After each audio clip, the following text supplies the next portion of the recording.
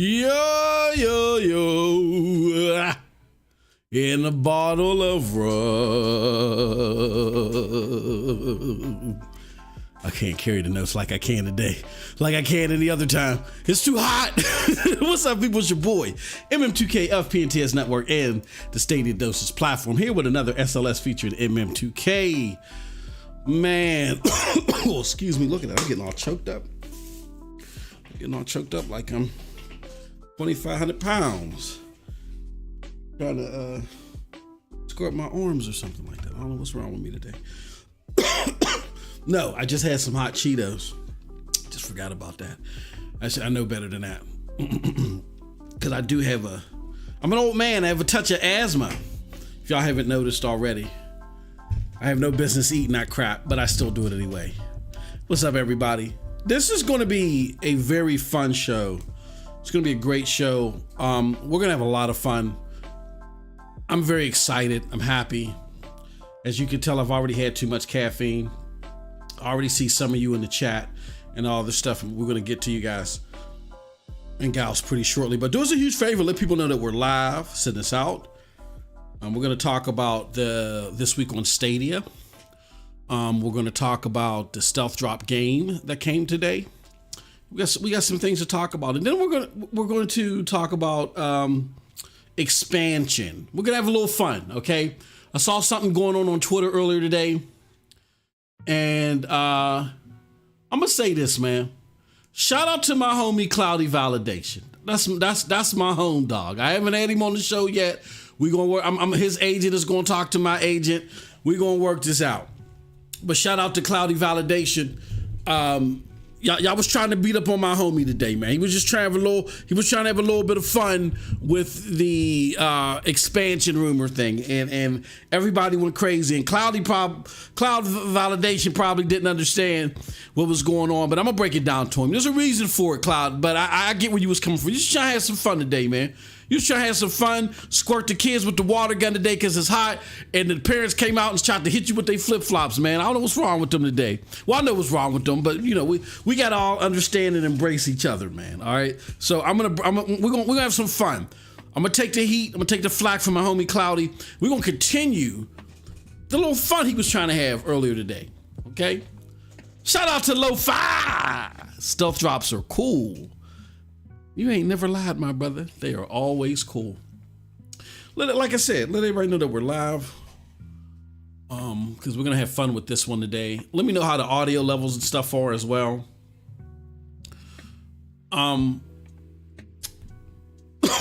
We almost didn't have this one today.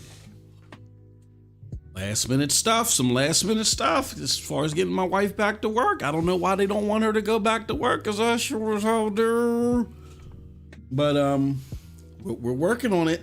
Some other stuff we got to do tomorrow, and hopefully everything will be resolved, and she goes back to work, and I can go back to growing some of my hair back. It reminds me of I joke around with my wife all the time about this. She doesn't like it when I do it, but I think it's funny, and I understand where my grandmother was coming from. And God bless my grandmother. She's passed. She's been gone, oh my God, since '89. But my grandma was like a good friend. She was very stern, very tough, but a good friend of mine, because we always watched the Pirates play. She loved her some Doug Drabeck and all them, and Bobby Bonilla. Was Doug Drabeck, was she alive to see Doug Drabeck? I think Doug Drabeck was around when in '89. But Bobby Bonilla, Barry Bonds, all them, Andy Van Slyke, Chico Lean, all those all-stars on that one team that could never win a pennant. They could never win it. It was good. They were like the Buffalo Bills of baseball. But my grandmother was in her final years, me and her became good friends. We would watch baseball all the time, and watch wrestling. She loved wrestling. And that was something that was unheard of, but she grew up, her father was big in wrestling way back in the Stone Ages, whenever the hell they were watching wrestling. So she loved wrestling. She loved Hulk Hogan. She loved all the, Ricky Dragon Steamboat. I think Ricky Dragon was her favorite wrestler. And we just watch wrestling all the time and watch baseball. So anyway, we weren't always close. I was always a child, as I am as an adult, always trying to fight against the grain, always trying to fight the narrative. You know what I mean? And I used to just say stuff in this little self-righteous attitude of mine, and my grandmother would just beat the snot out of me because she was old school. So it wasn't until I got older that, we got closer. But one thing that happened, I'll never forget, and I laughed so hard at it, and I've done it to my kids a couple of times to keep the tradition going, is my grandmother, me and my sister were sick one time, and my grandmother watched us so my mom could go to work. And normally we're sitting there, at this time of our life, we would sit there, we would get on her nerves, and she would just beat us down, right? This time we were too sick to do anything. So we're sitting back there in the back room, and I'll never forget, it was a Saturday. We felt so bad because we were sick on a Saturday. We couldn't go outside and play and all this stuff. And my grandmother creeps back in the room. She pops her head in and she says, "I love y'all, but I likes you better when you're sick." It just closed the door. And me and my sister were so offended. We were sitting there yelling like, "How dare you, Grandma, no, that hurt." That hurt to the core. Oh, we were so, I can't even describe it, but I told my wife that story when we were dating, and every time she gets on my nerves, but then she's like impaired for some reason, she can't move or she doesn't feel good, I always tell her, I say, "I love you, but I likes you better when you're sick." So to my wife, I love her dearly, but I likes her better when she's at work. Oh, my dear Lord. We both can't work from home. Well, she's not working. I'm working from home. A little bit of stuff that I got to do. But we both couldn't work from home. Oh, hell no. So with that said, shout out to everybody that's coming through. I think we got a decent crowd. I think we can pretty much get started. Let's shout out some of the early birds. We got Jen in the house. Jen 718. He says, "Oh, excuse me. Excuse the pick. I'm not eating no more hot Cheetos again." He says, "I just want to give a shout out to Project Storm for hitting that 5 million on Centipede this morning." Yeah, man. Storm, look, man. Storm is an ultimate gamer. I only know a few ultimate gamers. There's gamers out there that play a lot of stuff, but then there's gamers that savage a lot of stuff. I hate to say, not hate to say, it's an oddity, and it's a great oddity, and I'm glad that I know at least more than one. But I only know, and I know a lot of gamers. I know a lot of them. I've been in the arcade and all other stuff. I know I'm not one, but there's only two ultimate gamers that I know. A guy by the name of Noah, and I've met him podcasting.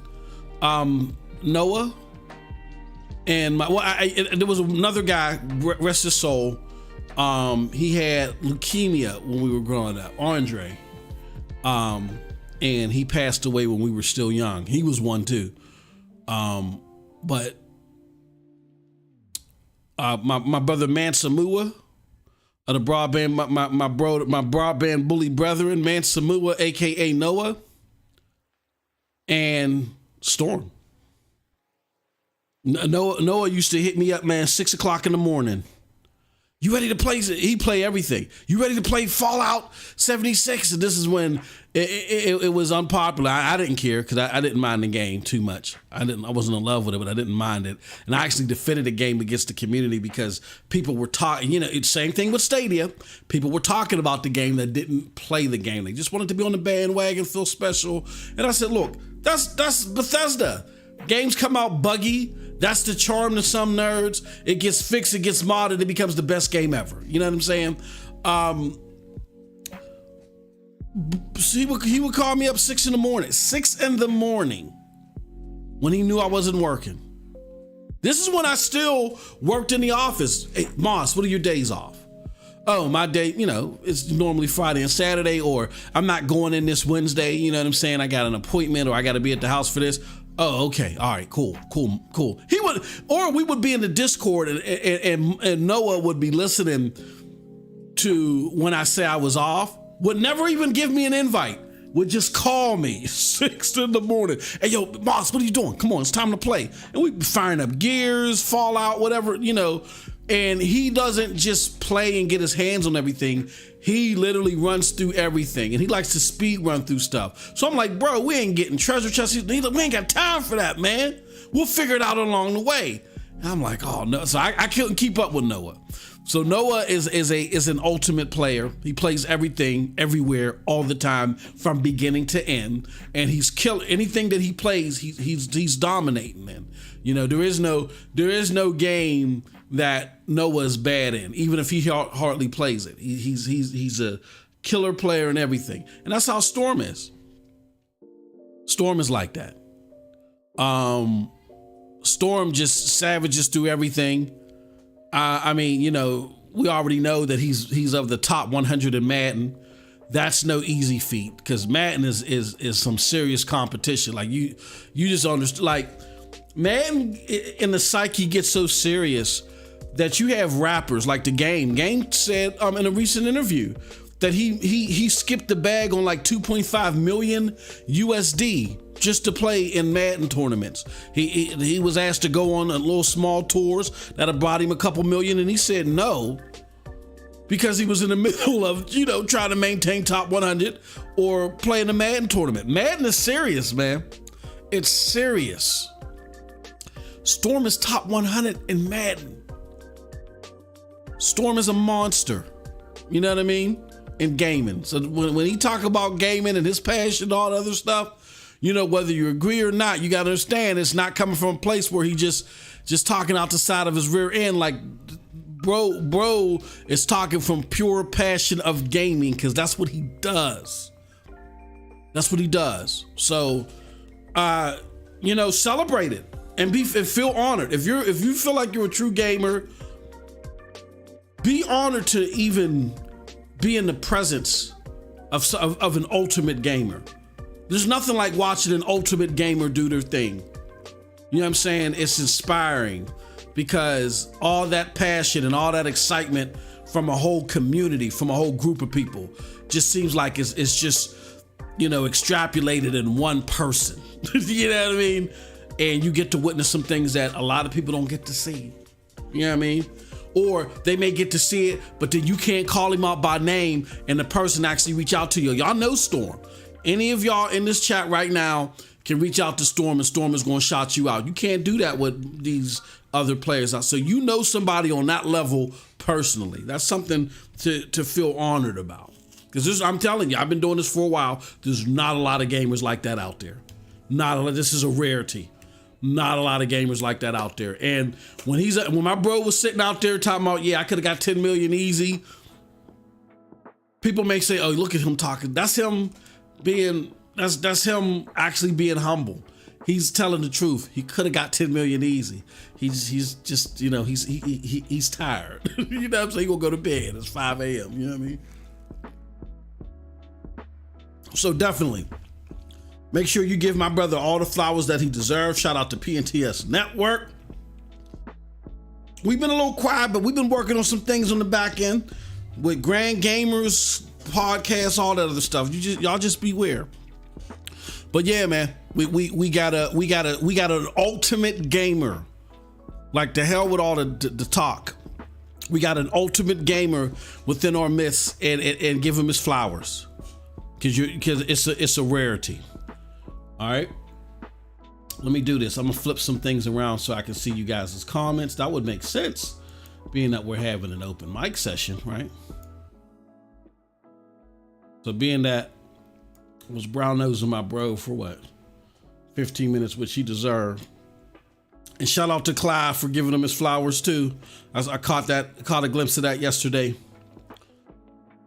I know somebody came up to this like, yeah, I'm gonna beat his score. I'm gonna take his glory. He just went up there the next day. It just knocked it down. Understand what you're witnessing. You're witnessing the prowess of an ultimate gamer.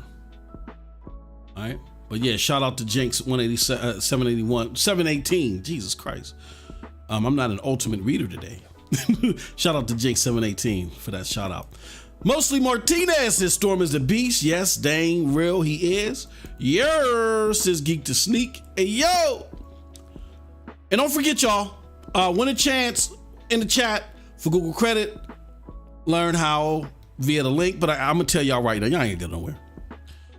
If you are a subscriber, at some point in time during the stream, you're gonna hit exclamation raffle. Not right now, sometime during the stream, and it's gonna register you and get you a ticket. And as long as you're still here when we pull the winner, you will be added to the list of people that are getting or that are going to get rapidly their Google gift credit. So we've been giving them out a lot. You know, we started last week. You can get one via, you can get access via the homie Squid. Squid does his morning show, fantastic show, Chill Times with Squid, Monday through Friday. So check him out.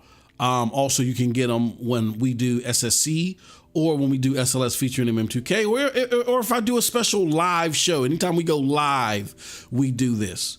There's also new content coming to the channel. I'm so excited. We were talking about this yesterday. New content coming to the channel. Some of the participants are actually in the chat. I ain't gonna say nothing.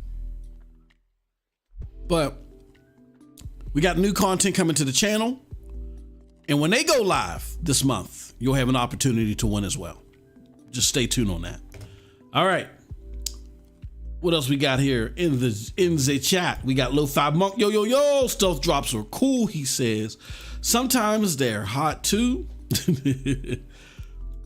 Geek to Sneak. Hey, Geek. After this live stream, bro, I think I am, unless my wife got something else for me to do. I always think I'm going to get together with the boys, and then she calls me. Let's get together. Let's run that summit floor with Casey, and let's get our gear together. Let's see who got the gear we was talking about in the DM to get ready for this raid. That's what I was doing earlier. Me and Casey was rapping for a little bit before I went live. So if you gain Geek, and if I can break free, I know I promised you that yesterday, and I lied because I couldn't break free. And I can break free, we're gonna do me and Casey gonna run that summit. You can join us, get some of that exotic gear. Mr. McGee says, here, let me do something because I want y'all to notice something too. Here we go. Let's move this up a little bit because I had to redo the members because there was some weird glitch. There's so many of y'all now. We're so thankful. Thank you so much. But there was a weird glitch with OBS that because there were so many, it was cutting your names off. So I had to redo how I did the spacing and stuff like that. And we rearranged some things to make sure it was updated. So everything's updated. And now everybody's name is going to show. All right. So thank you very much for all your participation. Skull and Bones and Saints Row better be in 4K 60 frames per second. That's an interesting conversation piece. Mr. Why it always covers your name, Mr. McGee.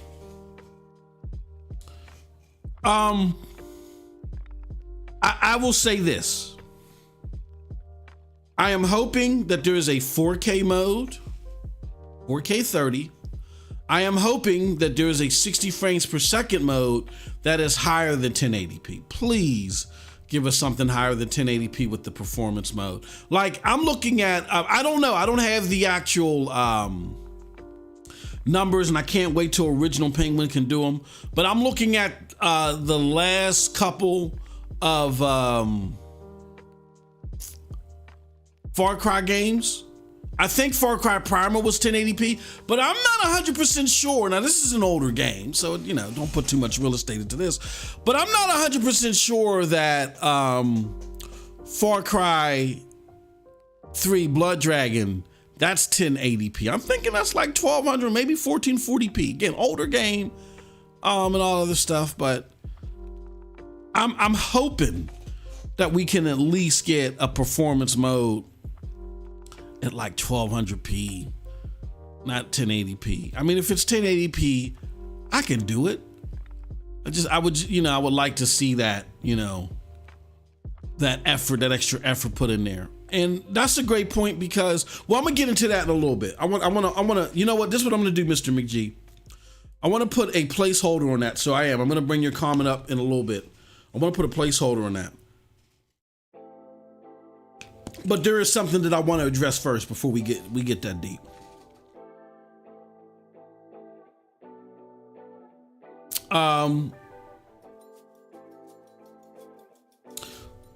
Yeah, I 4K 60.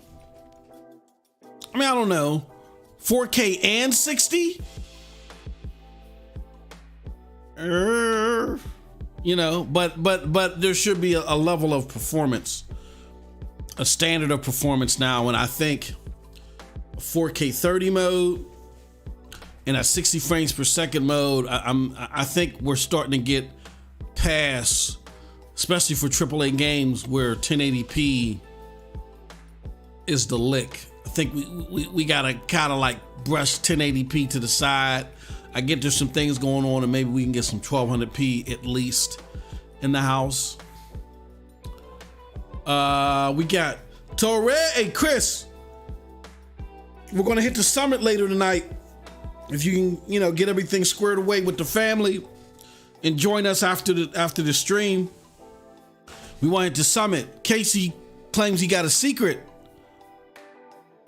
He knows a secret garden where we can get a whole bunch of loot. So I'm gonna run some of that summit with homie.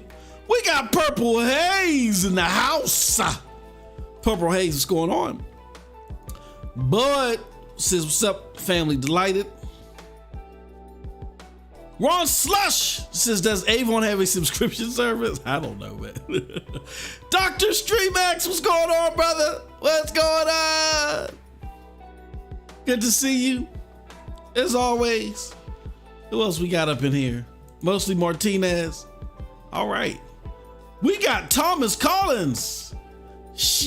That was grime. Oh, we got Dusty Randy says, Outcast is free to play and Stealth Drop Pro game were a nice surprise. He said, I've said it and I'll say it again. Project Storm is the best cloud game for cloud game for gamer. Now, you know what? And nothing against cloud game. Storm is just an ultimate gamer. Shout out to the homie Geek to Sneak. Thank you, Geek. I appreciate you, good brother, as always, for extending your membership, man. No, Storm is just an ultimate gamer. He's a gamer conqueror. He rips the skull and the spines out of his competition and drinks their blood for sustenance. I know I got a little deep. That's what he does. That's why when he talks, there's so much passion in it. When there's an area of conflict, my bro, he's like the lawnmower man of games. he's not playing when it comes to games. That's an ultimate gamer. You don't see them. They're very rare. And he just happens to love cloud gaming as well. Oh, he's an ultimate gamer.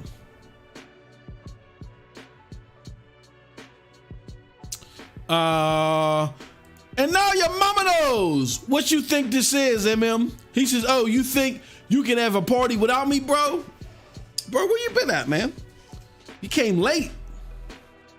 You're usually a punctual fella.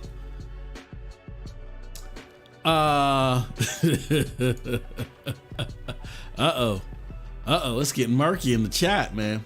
Don't forget, also too, pretty soon we're going to let you guys know, guys and gals know, when you can put in the raffle so you can be eligible for this Google gift credit. Okay, I think we got enough people here. Thank you, Geek to Sneak, for becoming a member again. Yo, Cloudy V. Look, they tried to come for your neck today, bro. I got you today. I got you. You was trying, like I said earlier, you were just trying to, you saw the neighborhood kids out there, dying of thirst and looking all dry.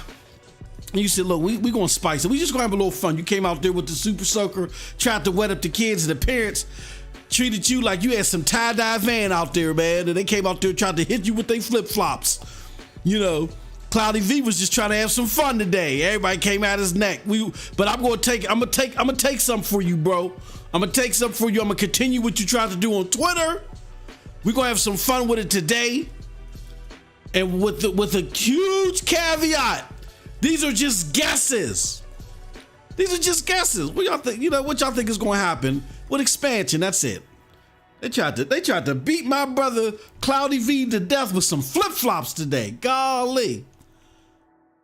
Philip, he says, where's Tetris StadiaDosage without it?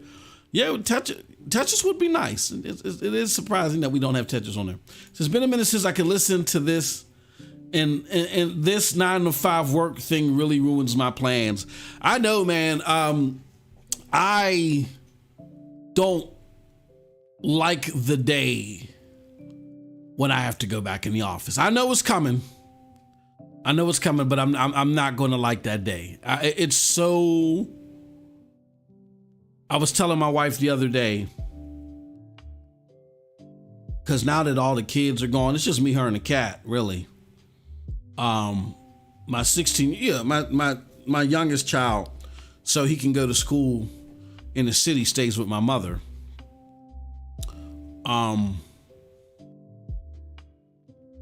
I said to my wife, I might have to go and do something for a little bit less that is going to allow me to maintain the work from home. She said, really? She said, you would throw all of that away? I said, man, this pandemic and just having to do what I need to do has been an eye-opener. And really, I've been working from home before then, and then some things happen, and just some crazy stuff or whatever. So if I do that, y'all might get a camera reveal, because I know I will no longer be under their claws. But yeah, I don't want to go back to being in an office. Not at all. Not at all. Not even if they required me to do more, here, because basically what I do is, I'm blessed. I'm blessed to be able to just get up like super early in the morning. It takes me 2 to 3 hours a day to do what I got to do, like just to get it started. And I'm just available for calls throughout the day, which I'm such a stickler for don't bother me that I've created all these fail safes to where they don't bother me. But those 2 to 3 hours a day, because what I'm doing now is so specialized, it's hard for me to show somebody else that they got to deal with me for those 2 to 3 hours. They really can't, push me to the wayside. But I have to be available throughout the day for calls.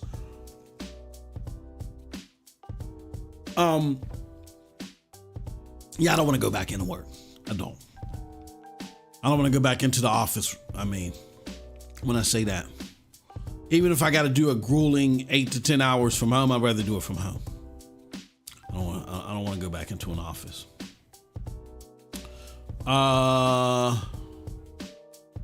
He said, Project Storm is a bum and he always ducks me. Let's see if you show up for my tournament today. I think, I'm going to tell you this, Cowboy, he might just be showing you some mercy, man. He might be showing you some mercy. He probably is concerned what would happen to the bravado if he actually had to come out in ultimate gamer mode. I think that's what it is. I don't think he wants to do it. I told Storm I'm not effing with him. Storm, come on, man, let's get on. I told him, I said, no. As soon as he as soon as he challenges me in the game, I hit the floor. I throw the match. Like, no, I'm not playing against you. You're not embarrassing me. The only game that I would ever challenge Storm in, only because I play it more than him, is Division 2. Like, that's the only game I would challenge him more, is Division 2 PvP. Because I may have a chance. I'm not playing him. I throw the match every time I hit the floor. 1, 2, 3, 4, 5, 6, 7, 8, 9, 10. No. If we ain't co-op, I ain't playing again. No. So be thankful to see another morning, Cowboy. Storm ain't no joke. Man, please. I'm not playing against Storm. And then maybe it's just because I've seen matches. Maybe some of you guys missed them, but I've seen competitive matches with him on his channel. I'm not playing against Storm. No. Close that up. Close shop there. Nope, absolutely not. Yeah, y'all was killing him with the flip flops today, man. I was trying to kill my brother. All right, but before we get into Mr. McGee's great comments about 4K 60, because I think it's a great discussion that needs to be had. I want to do this.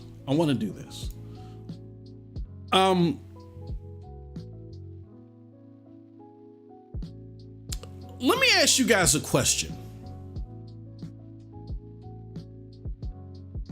And I'm gonna put the question up here in the chat too.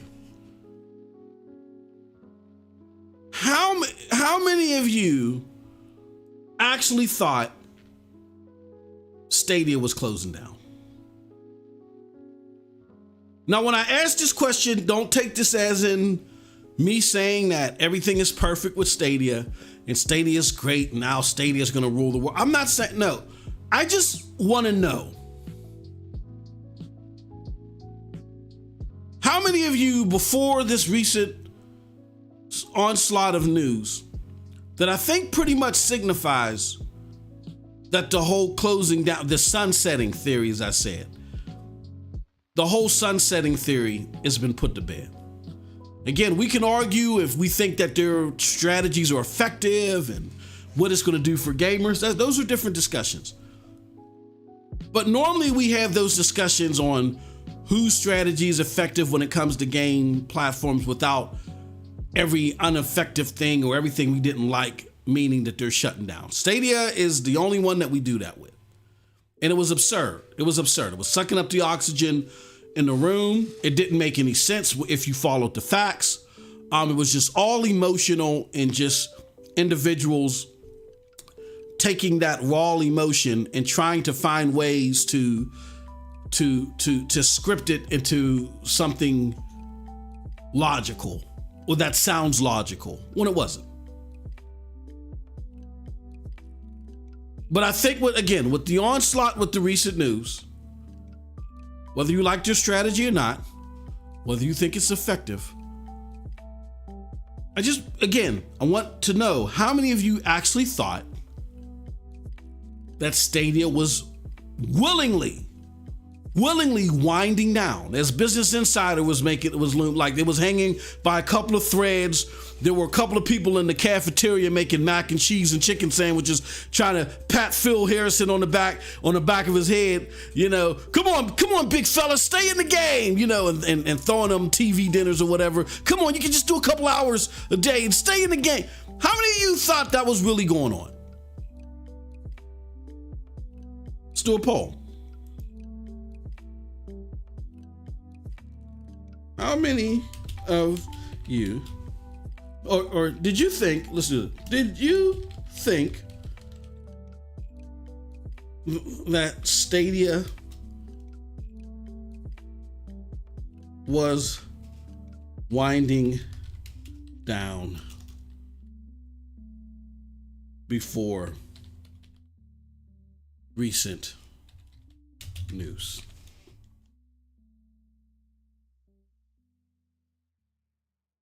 I knew better. Okay, hold on.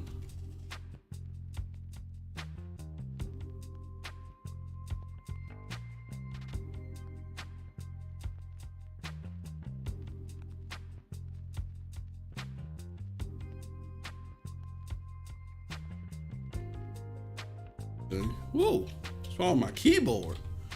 All right. So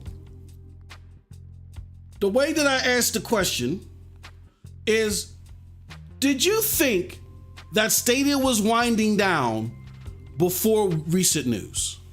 Did you think it was sunsetting before recent news? The answers are no, I knew better. Honestly, I did. Actually, I still do. And be honest, I don't get any data. Trust me, Cowboy can vouch, Purple Haze can vouch. When we do these polls, they don't give us any data. Hold on 1 second, please.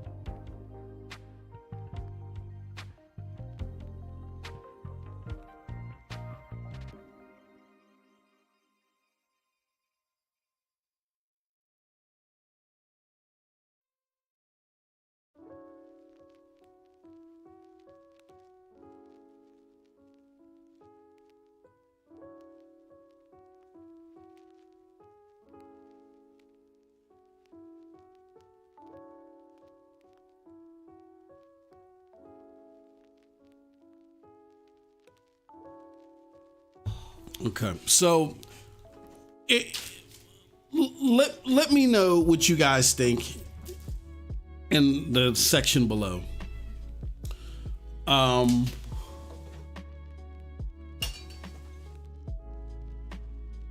Let's see here. It says, when Stadia done away with the studio, I was concerned, but after seeing their plan with the new load porting tools, I'm not too concerned now. Cowboy says, no one is going to say it except Aminar. What's up, Bulls for Life in the house?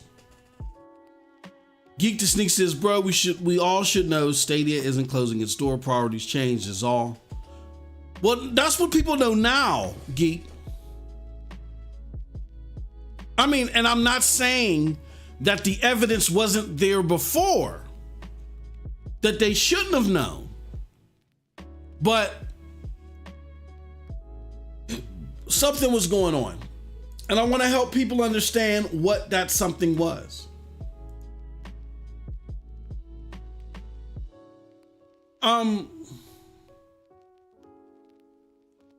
I did a special yesterday with the members.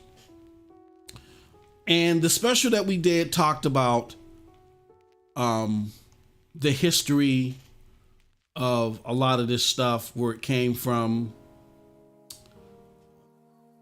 Let's see, why can't I find? Okay, the history about a lot of this stuff and where it came from and why we even internally started believing this. Like, and I showed people yesterday that Project Yeti, as it was called, before we knew it as Stadia, all the way back in 2018, a publication called The Informer told people that Stadia was going to be a hybrid of, hold on, let me do something. It was going to be a hybrid of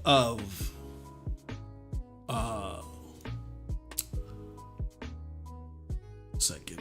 They said it was going to be a hybrid of a console, and that Stadia was building a specific console towards it, and then it was going to have cloud components. And it's in subsequent reporting, you could tell that nobody else doubled down or researched that. They just regurgitated what the information, I think the name of the publication was, the information that said this. And so then you had it repeated all before Stadia was revealed. Then when Stadia was finally revealed and they found, and then there was reference, this is the crazy part, there was reference to it being attached to a CCU and it being a sole cloud platform running through a CCU. But the reporters were actually arguing against that because they couldn't understand how it would work. So because they can't understand how it worked, like they're business majors or serious technicians, then there's no way this is what it could be. And they didn't kick the tires and do the research to find out what it actually was.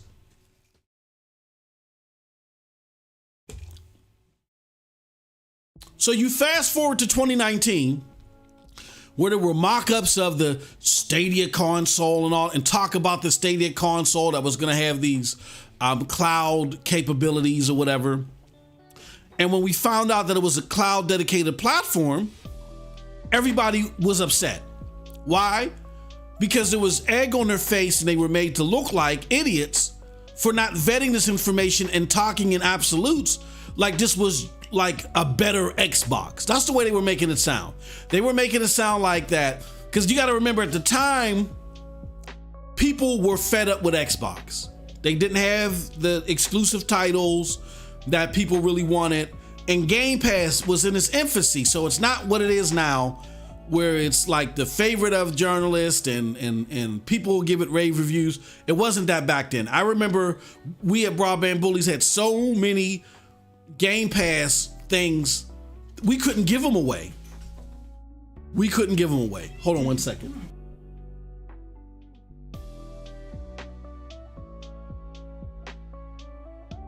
So because we couldn't give them away, people were just fed up because the library just wasn't appealing. Nobody liked it. And people were fed up with Xbox at the time. What ended up happening is Google, there's these rumors about Google, and then people were like, well, Google's just going to be what we want Xbox to be.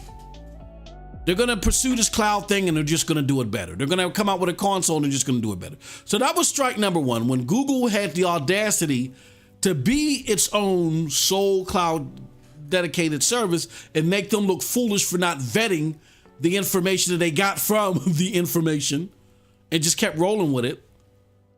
They look bad.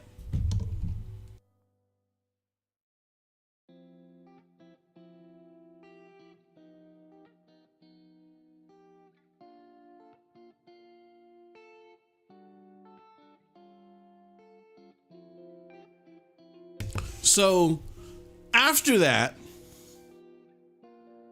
then you had the situation where people were upset. They were like, hold on, this ain't okay. Well, maybe at the very least, because we were impressed by Project Stream, maybe at the very least what you're going to do is you're going to make a better Game Pass, right? So if you're going to make a better Game Pass, all right, I'm fine with that. And nobody asked Google at first. They just then assumed, okay, well, what's going on is it's a cloud platform. Don't know about that, but it's going to be a better Game Pass, right? No, and they just flew off of that narrative until somebody, months after the reveal, decided to actually ask, what's your business model? And Google answered, oh, yeah, we're running like a traditional console. We're not a Xbox Game Pass. We're like an Xbox Live Gold, where with our subscription service, you'll get access to so many games a year. And that wasn't a bad choice because look, as much as Game Pass gets this critical acclaim with the media, understand that Xbox Live Gold, the service that gives you access to claim games every month and gives you a certain amenity with the service, that is the more popular service. That is the moneymaker for Xbox, not Xbox Game Pass. They're still trying to make Game Pass a moneymaker. That's why they had the attempts of doubling the price multiple times, right? And so forth. They're trying because they'd rather have Game Pass because it's a more friendlier, the Game Pass model is a more platform agnostic model. And it allows them to get to the 2 billion gamers a lot quicker the way that model is set up. So you can understand why they want that model to be the moneymaker opposed to Xbox Live with Gold. But Xbox Live with Gold is the moneymaker for Xbox, not Xbox Game Pass. Way more subscribers, it brings in way more revenue, right? So Stadia wasn't actually wrong in the model that they selected. It's just that the media didn't like it. So the media began to bash it, right? And again, that's why I say I do hold some blame with them as far as how they didn't stay on top of the messaging. But the media was at where the media was at, and they were going to pound this thing to the pavement regardless. They did not care. You know what I mean? Stadia being on top of the message would have just lessened the blow slightly. But a problem persisted because they already looked like jerks. The media did for a full year telling you that this thing was going to be this, them having evidence that it was going to be something else, but them overlooking that evidence because it didn't make sense to them. That's not what journalists are supposed to do. Journalists are supposed to take all the information that come in front of them and vet it and look through it and confirm it, kick the tires, so they get the information for you. It's not based upon their understanding because they're not always subject matter experts. That's what's changed about journalism. Journalism you were an expert in gathering information and relaying it back to the consumer. Now these people want to be subject matter experts about stuff that they don't understand, and if it's outside of their understanding, they don't try to grow their understanding, they just disregard it. And that's how you lose out. And that's what happened. So because they already looked like jerks, they thought this was going to be a console. And now they're sitting there bashing the platform and saying, well, this platform is going to die, but they couldn't determine when or how, whatever. They were about to look like jerks again. However, something came to their rescue that allowed them to continue to bloviate and run with the mantra that Stadia is eventually going to die. Google is just going to swiftly pull the plug because this is just what Google does. They like to play with your emotions, get you excited about something. Then when you think that it's turned the corner, they're going to pull the plug on it, right? What is that thing that gave them that continuous argument of this thing is eventually going to die? And, you know, and that gives us a saving grace of making us seem like we were right all along. What was that? Let me show you something. Killed by Google. Killed by Google is the biggest single contributor to why people internally that don't really know much about the cloud, and some people externally, and even unfortunately, some of us internally have fallen victim, despite the facts, despite the evidence that was out there, despite the track record of how things were said and things were happening afterwards, how we fell victim to this. So what I'm going to do right now before we go on with the show is I would like to help anybody still struggling internally or mentally with this whole Stadia is going to die thing. That's why I did that poll. I just wanted to help the best way that I can with any remaining remnants. Again, I'm not saying that Stadia is the best gaming platform ever of all time. I'm not saying that it no longer has any problems. That was never the argument.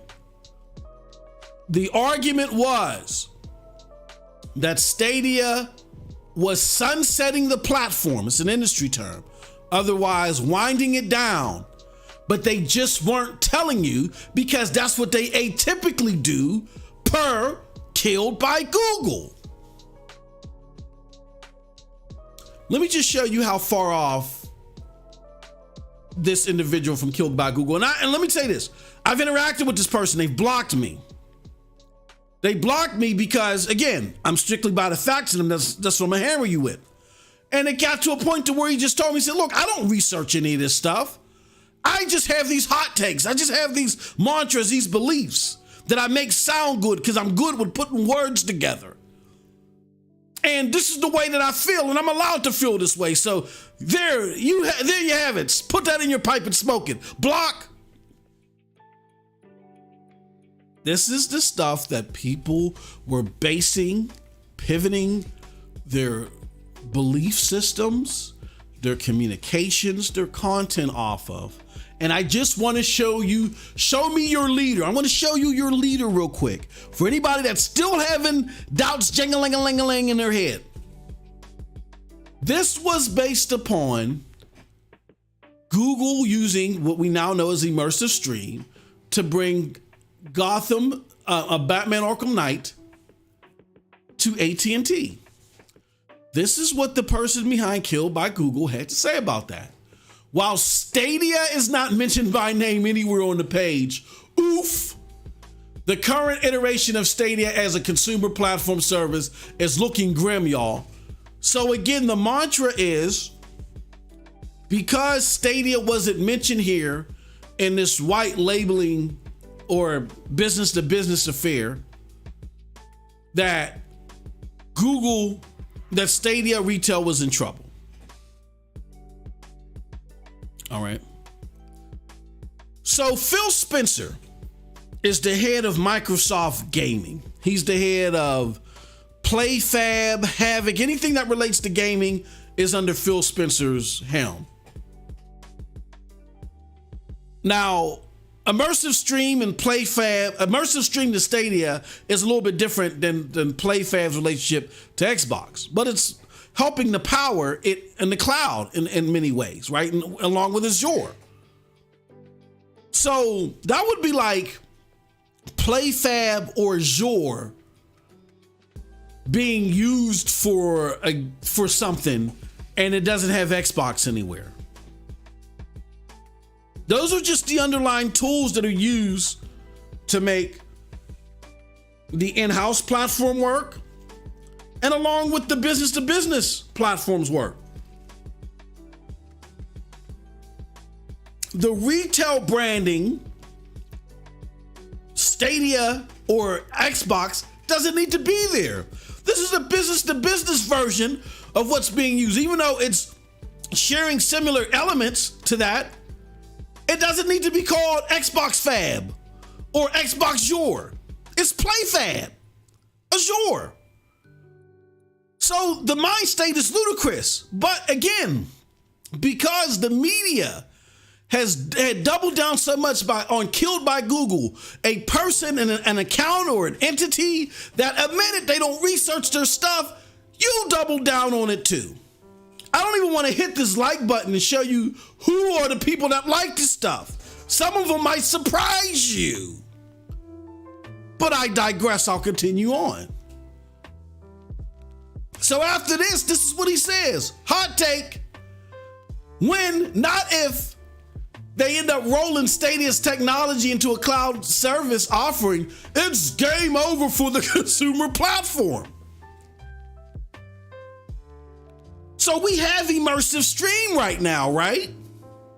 Right? Yeah, we've seen Batman Arkham, we've seen Resident Evil, and we're gonna see more. Stadia is still expanding to Mexico. They're still picking up games. They're still making AAA deals. And there's still more to come. The developers have told you. What's over? But this was your leader. If you still got some of that doubt jingling in your head, this was your leader. Who told you this? Grandstanding. Licensing this technology as a service, just like with this Arkham Knight demo, will mean huge revenues for GCP. Of course they do. That's why they're doing it. But why does that got to be a threat to Stadia? Licensing PlayFab and Havoc to anyone else, or even having Minecraft, or even having Bethesda. Their developers make exclusive content for PlayStation, even if it's only time. Does that mean that Xbox is over? No. Even though those games were being made before the acquisition, Xbox could have very easily said, no, this is no longer exclusive. It's business to business decisions. That makes sense. And if I'm another big company, I don't want my competitor's logo all over my stuff. That no longer makes it business to business. That's like when, what's that, TCL? I think they use, what do they use from Samsung? I think they use Samsung's display screen. They use something from Samsung, right? When you buy a TCL TV, does it have the Samsung logo on it? No. It's a business to business transaction. So this is just a lot of babble that doesn't make any sense when you know what's going on, when you know how things work. And simply put, there are too many people like this that run Killed by Google who know how to put tantalizing words together for you that unfortunately don't know how things work. So it sounds good to you, but to the people like me and others who know how things work, this is BS. And we've been telling you it's been BS for a couple of years now. Let's continue on with your leader. I mean, solving this underlying foundation of cloud gaming for publishers. I mean, listen to that. What the F does that even mean? I mean, solving the underlying foundation of cloud. What does that mean? Of cloud gaming for publishers is where the money is. Publishers don't want yet another platform to consider building for. Again, when you don't know how things work, you put a lot of words together that for the common folk that don't kick the tires, it sounds tantalizing. Here's the problem, goofnut. Immersive stream and Stadia are synonymous. So as soon as you build for one, it's possible on the other. Shut your ass up. You don't know what you're talking about. But again, this is your leader. This is who you clung to based upon emotion. They want to be in direct relationship with players, and using a white label version of Stadia allows that. So, let me give you another example. Ubisoft Plus. Ubisoft Plus has a storefront when they're in direct correlation with gamers, right? But they see the benefit of being on other platforms, even developing and porting their games to other platforms because their numbers justify the porting. Now, in Stadia's case, they don't justify the porting right now, but here's the thing. Here's the wise thing that Google is doing. What Google is saying is, look, if you utilize immersive stream to be your second party way of directly selling to your consumer, you can also benefit from our crowd, which is growing, which has certain access to that we're putting our marketing behind, and you can use them. Now, yeah, you're going to get more direct, but they're going to be in some instances to where our reach may be a little bit better because of what we're doing, you know, or it'll still be beneficial to you. And they'll say, okay, well, it doesn't cost me anything to port to you guys, even though you're not as big as an Xbox or a PlayStation. So yeah, there's still something lucrative about it. Let's do it. Because if I build for one, it's already pretty much exists for the other. You just got to give the okay. So we see it happen all the time. And what Google is doing is they recognize now that because this is a platform that's growing, that because it's built for one, we can very easily work out something to where it can come and be part of this as well, as part of Stadia as well. We have a very vibrant, dedicated community that would love that would more likely buy it from us than they would directly from you for XYZ reasons. Sure, we'll put it on there too. I can't this is the kicker. I can't emphasize how all in they were on making consumer Stadia a platform that publishers would seek out. I firmly believe that white labeling the tech was a backup option because Stadia as a consumer platform has not met its internal viability requirements. Again, a bunch of, I want to be so ingenious, I want to be so smart, commoner, listen to me, because you don't kick the tires. I'm putting all these words together. I got so much veracity behind them. I got to be telling the truth, right? And yes, you fall for it because, again, you don't kick the tires. Here's the reality of it. Here's the actual reality of the most silliest paragraph that you can hear from anybody that is being taken seriously ever of all time.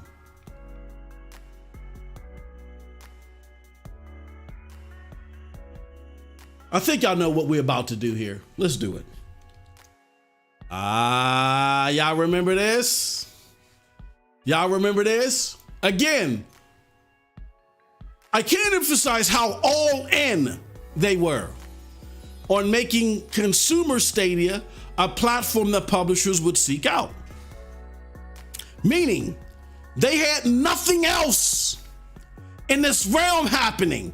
This is what he's alluding.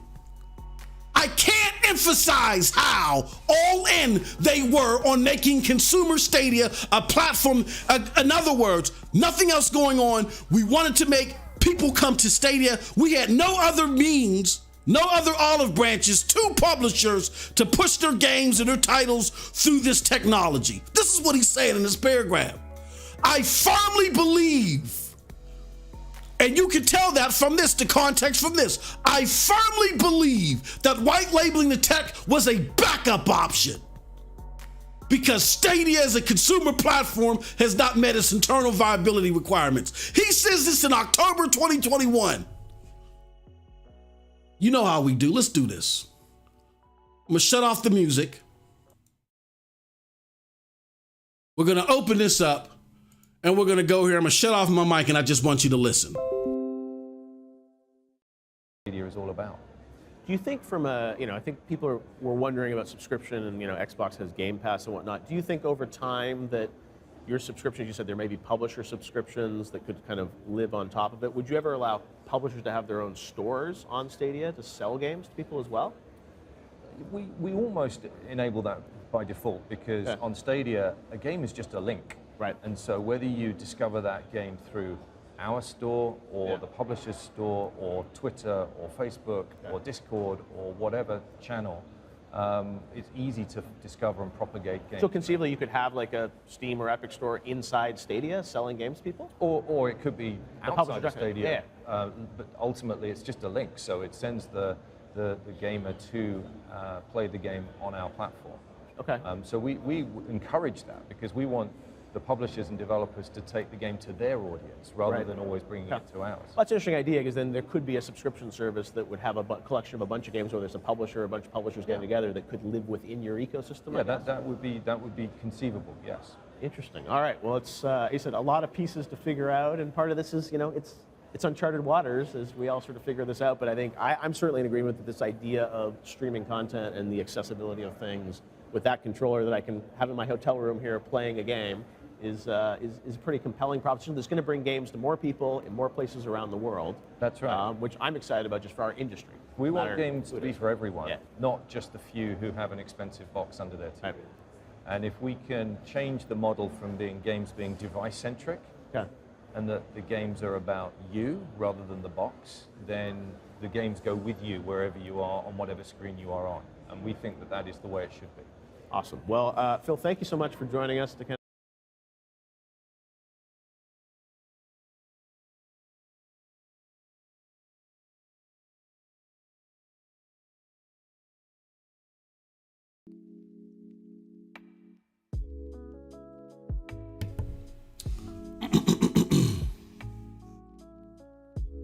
Let's go back. Take me to your leader. Your leader said, I can't emphasize how all in they were on making consumer Stadia a platform that publishers would seek out. That video that I played for you was from E3 2019. He also says, I firmly believe that white labeling the tech was a backup option because Stadia as a consumer platform has not met its internal viability requirements. That video is from E3 2019. That was the leader that most of the lying mainstream media, and we proved that they were lying yesterday. If you want to see the proof, you got to be a member and you got to check out Sound Off. Yesterday was a hell of a show where we went back and showed you how the media was very sloppy and from the start on its coverage of Stadia.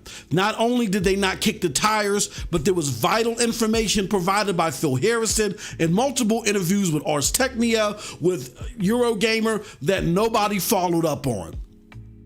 And they tried to say, well, Stadia never told us this, Stadia never told. An interview, a sit down, a detailed interview with Richard Ledbetter. I don't know what else you need to do besides set yourself on fire. You know what I mean? Now, in addition to that,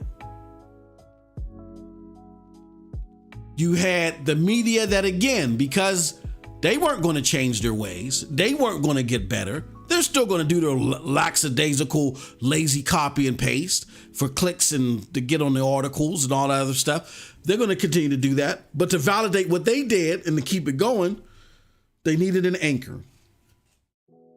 That anchor was killed by Google. This is the single most idiotic thread by anybody who claims to have an understanding of anything in life. There has been no thread that has been, through the test of time, falling apart.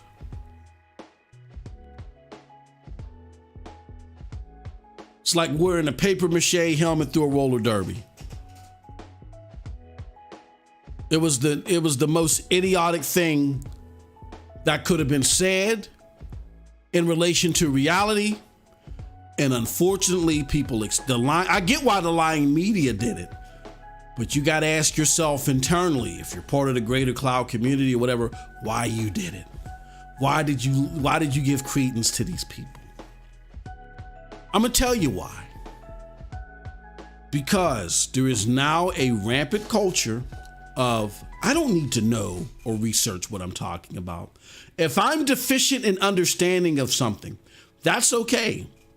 As long as I can take my emotions and put them in a way that people can relate to, then it's like living in a world of alternative facts. That's what makes me right. Because what's right is what people believe, right? It's not wrong if people don't know the right answer.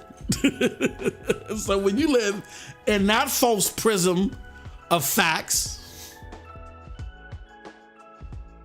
then it's based upon popularity of understanding instead of trying to help people better understand. Because in order for you to help people better understand, you got to better understand. Nothing is going to supplement knowing how things work. Nothing is going to supplement facts and understanding how things get from A to Z. The only way to do that is either to educate yourself on said thing,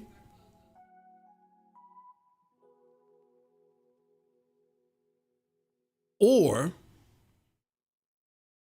you go to somebody that does actually know and you riddle them with questions. You have them help you understand. We've done this with David Jaffe. David Jaffe had a position about Game Pass that a lot of us didn't agree with when he was on our show with Broadband Bullies. It was called, what was the name of the show? The show was called The Best Damn Podcast, period, right? And we were trying to understand, why something. And David Jaffe broke things down that help us understand. And we just riddled them with questions until we understood or until we were able to digest it. We didn't let our emotions cloud our ability to expand our knowledge. You don't help people that way. You can say that you're helping people all you want or you're caring about people. But when you let your emotions pull you away from growing your knowledge base, growing your acumen, and you knowing the facts, you are not helping people. Period. You're entertaining people, but you're not helping them in the way that we think of helping gamers. Period. And I don't matter which level you're doing this, whether you're doing this on social media, whether you write something and hit send, whatever you're doing. Period. Again, I'm not saying all this to concur that Stadia is perfect. We now have the king of consoles or the king of platform. No, not at all. What I'm saying is that there were some fruitful, meaningful, critical discussions, critical things that we could have been focused on.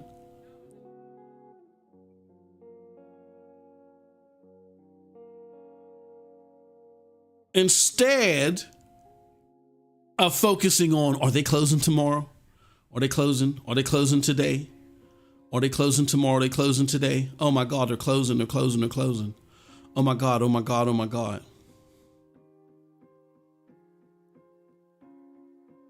So we have to understand that we got to know what we know and we got to know what we don't know. And what we don't know, a lot of times, is how this works. From a business side, when you're new. Because a lot of you are new, were not around when these platforms were starting up. Hold up 1 second.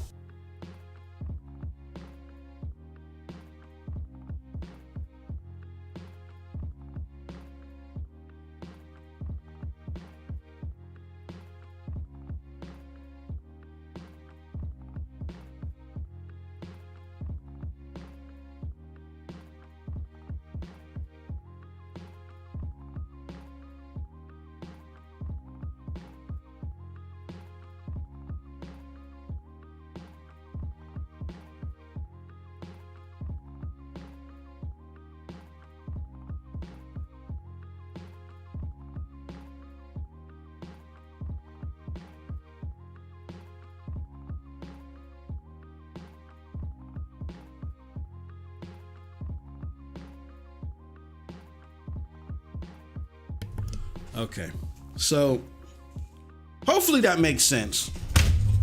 Oops, sorry. Hopefully that all makes sense, my friends, and that we understand that. Oh, hold on 1 second. Now my cat wants to get out. Oh no, thought she wanted to get out. Kitty, you can't do that. No, stop. Come on up here. Come on up here and calm down, or you got to get out. So hopefully that makes sense. Hopefully we understand. I get that a lot of us are new to this, and that's okay. And a lot of us may not have the business acumen to understand why certain business decisions are made. You know what I mean? And then on top of that, when it comes to this gaming thing, Google is handling it, a lot of things, in an unorthodox fashion.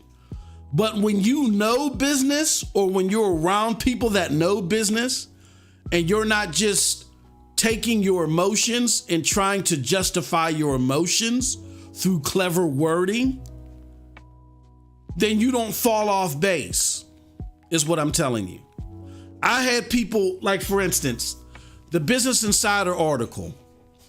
There was stuff in there that when I read it, I said, you know what? That part makes sense. And there were other parts of it that I said made no sense whatsoever. And it proved that the tone of the article was false. Now that the smoke is cleared, right? We know that the tone of the article was false. The tone was trying to make it seem like that Stadia really didn't have no way forward. They didn't know what to do. And they were really on its last legs, which is baloney.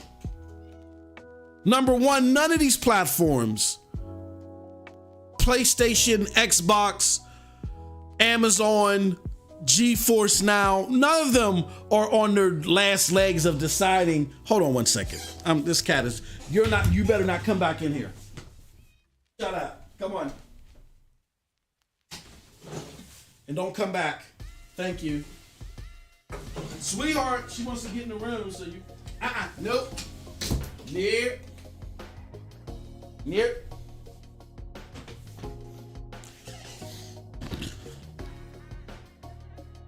All right. Sorry about that. Me and my cat tell each other to shut up all day. That's how we show our love. She tells me to, when she goes, meow, that's her telling me to shut up. So, anywho,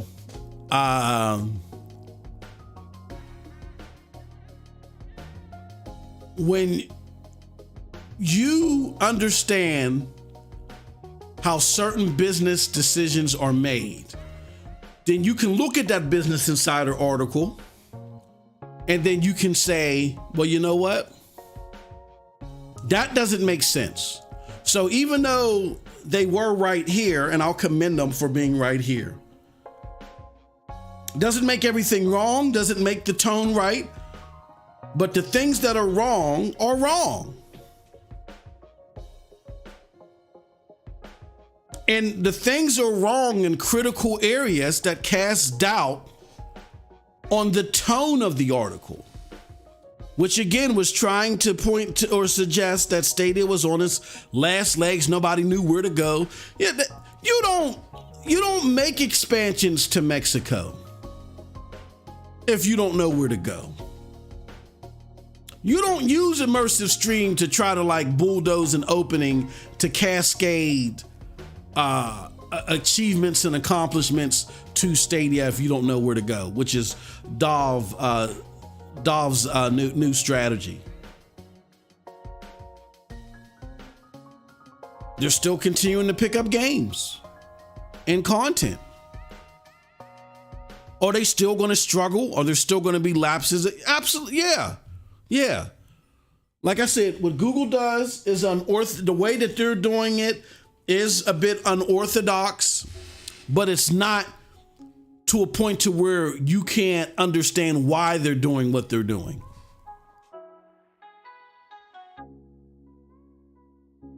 That's the main point. It may be different from what you've seen before, but it's not traceable. Because they put the dark, they put the graph, the blueprint under it to where you can trace it. And yeah, I can imagine people saying, well, this is odd, but it's still traceable.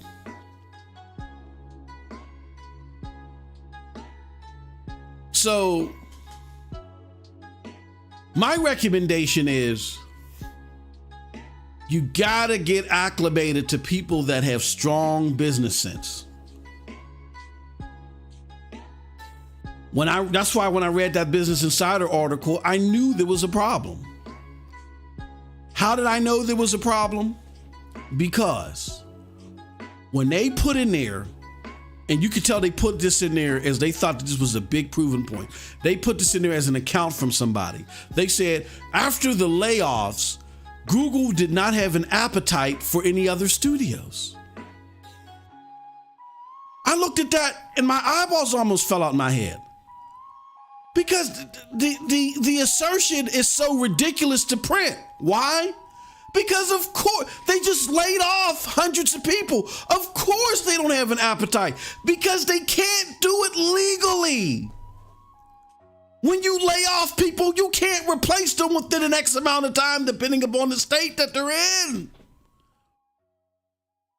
We're talking about layoffs that had just occurred a year prior to that article coming out. Some of those states may be all the way up to 14 months that you can't hire. They got rid of all of their developers, all of them.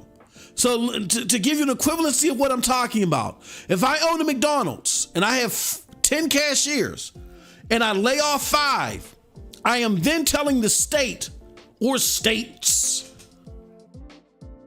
but I'm telling the state, that, hey, I had to lay off these people because I only needed 5 cashiers and we were running over budget with these extra 5 and I don't need them. It's to no fault of their own, because if it was to their fault, I would fire those 5.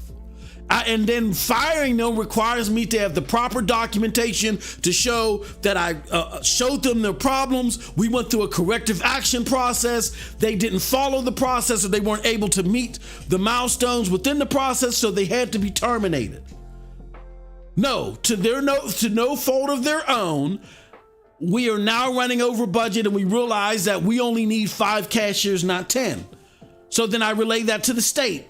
The state says, okay, well, after your unemployment, whatever they're eligible for, or concurrent sometimes, with your unemployment insurance or whatever that you've invested into, whatever they qualify for, they can now come to us and apply for unemployment insurance for X amount of time, depending upon the terms of their the terms of their employment. And different states have different qualifiers of how much you get, how long you get it. That is all triggered off of the fact that I made a business decision to remove and synergize somebody from a position to no fault of their own. It was a budgeting problem for me. You don't do all that stuff. You don't send people to the state. The state doesn't shell out money. The insurance doesn't kick in, only for you a week later to go back to 10 cashiers. Now tell me, how does that make sense to you? You may have not been aware of that before I laid that out to you, but tell me, where does that make sense now that I've laid it out for you? It doesn't make any sense. So how does a writer for a publication called Business Insider actually print that? That's why I went off. Because it's somebody that's within business at that level. Printing that was absolutely absurd and showed me that the critical points that connected to the people that they quote unquote talked to also were in jeopardy. So then we comb over the article again. We find this hole, that hole, this hole. Why no mention of the Stadia keynotes? You're trying to paint a picture, you're trying to caveat the facts. We get it now.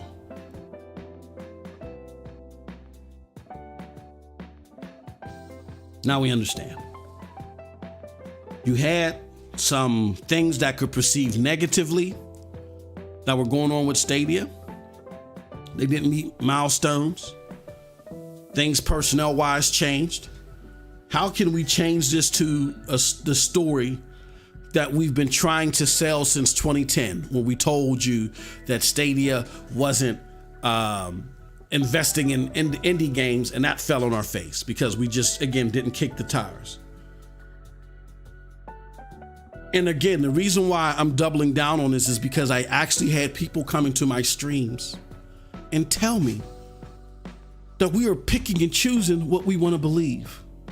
No, we are picking and choosing the facts because they're the facts.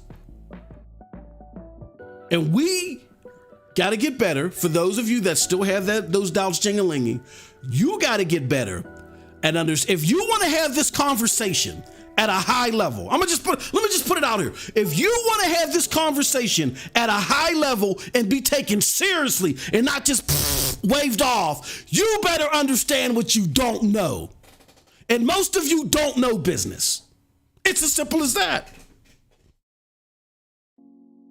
And that's what led you to believe this hoopla that Stadia was winding down.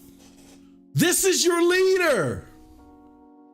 This is your leader that said all of this silly stuff, this crazy stuff. I can't emphasize how all in they were on making consumer Stadia platform publishers would seek out. I firmly believe that white labeling tech was a backup option because Stadia as a consumer platform has not met its internal viability requirements. They were talking about business to business in E3 2019 in the way that they're rolling it out now. Is it sensible to believe that they've put more emphasis on it? Yeah, okay. but it sure as hell ain't at this level the way that it's explained here. So again, if you want to have these conversations at this level, and if you want to be taken seriously, you got to understand what you know and what you don't know. And what you don't know, get better at understanding instead of trying to find a way to distort the reality and make it fit into your twisted emotions. Because this is going to keep happening. So now that I've laid that out, the purpose of me laying that out is to say, now we can have fruitful conversations, critical ones, about the platform without this silly talk about it winding down and sunsetting every day, looming over our heads. And don't get me wrong, there might still be people that want to have that conversation. There might be an article that comes out tomorrow that is on the same vein as Business Insider, trying to carry out the facts and so forth. At this point in time, I think we have seen more than enough evidence to ignore that conversation piece. I do want to have critical platform conversations about 4K 60. As Mr. McGee brought up, I want to have those conversations because I love performance as well. I want to have conversations around, well, I get that you're doing the low charge porting, but I'm hoping for a game like Saints Row, you went halvesies on getting a porting house to work on it or something. You did something unique to really make this shine on the platform the way that it should, the way that old and new gamers deserve, to show the benefits of cloud gaming. It's a time to redo the misstep with Square Enix, where you guys went on a world tour, talked about how great it was to have Outriders coming, only for Square Enix to give you the worst, you know what I mean, port known to man. Now you can redo that over. You could run that back and actually have an impactful conversation the way that you were intending to have it with Outriders. You can now have that with Saints Row, as long as it's ported right. We can have those conversations, but the conversations get murky, they get stopped in their tracks, as long as we continue to let information from these lumnuts at Killed by Google loom over our heads. It's time to let it go. It's time to let it go. Another dumb TKO. Let the dummies at Killed by Google feast off their own idiocy. Let's not indulge in it. There are many other conversations that we can have as far as talking about what works best in strengthening the platform. But please, don't ever bring this mantra back up. Don't bring it up to me, because as soon as you bring it up to me, I'm going and I'm walking away. Period. All right. Let's end our poll. With over 40 votes, we had people, we asked them, did you think that Stadia was winding down before recent news? 77% said no, I knew better. 15% said, honestly, I did. 7% said, actually, I still do. 7%, you're allowed to think whatever you want. Just understand here, we're not going to entertain that. There's, and again, I don't get the information on who you are, what you drive, what's your favorite sandwich, is it corned beef, whatever. But just understand that we're not entertaining that here. It doesn't mean that the platform is great, it's fantastic, it's out of the hole, depending upon what you consider being in the hole. You know what I mean? Depending upon who you talk to. It doesn't mean that the platform is perfect. No, there are a lot of reasonable, critical, great praising discussions that we can have. This is not a reasonable one that we will have here. No more. So with the closure of this poll is the closure of that conversation. And the closure of any acknowledgement of kill by Google and their dingbat remnants. All right. With that said, we spent a lot of time. Casey, what's going on, brother? My brother Casey, you getting ready for the summit?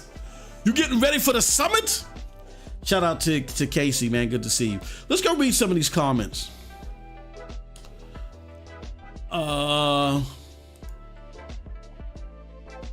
The man from Uncle says it makes no sense for Google to put so much cash and resources into Stadia just to shut it down, but you have to admit that things didn't look promising. People deserve to have their faith rewarded.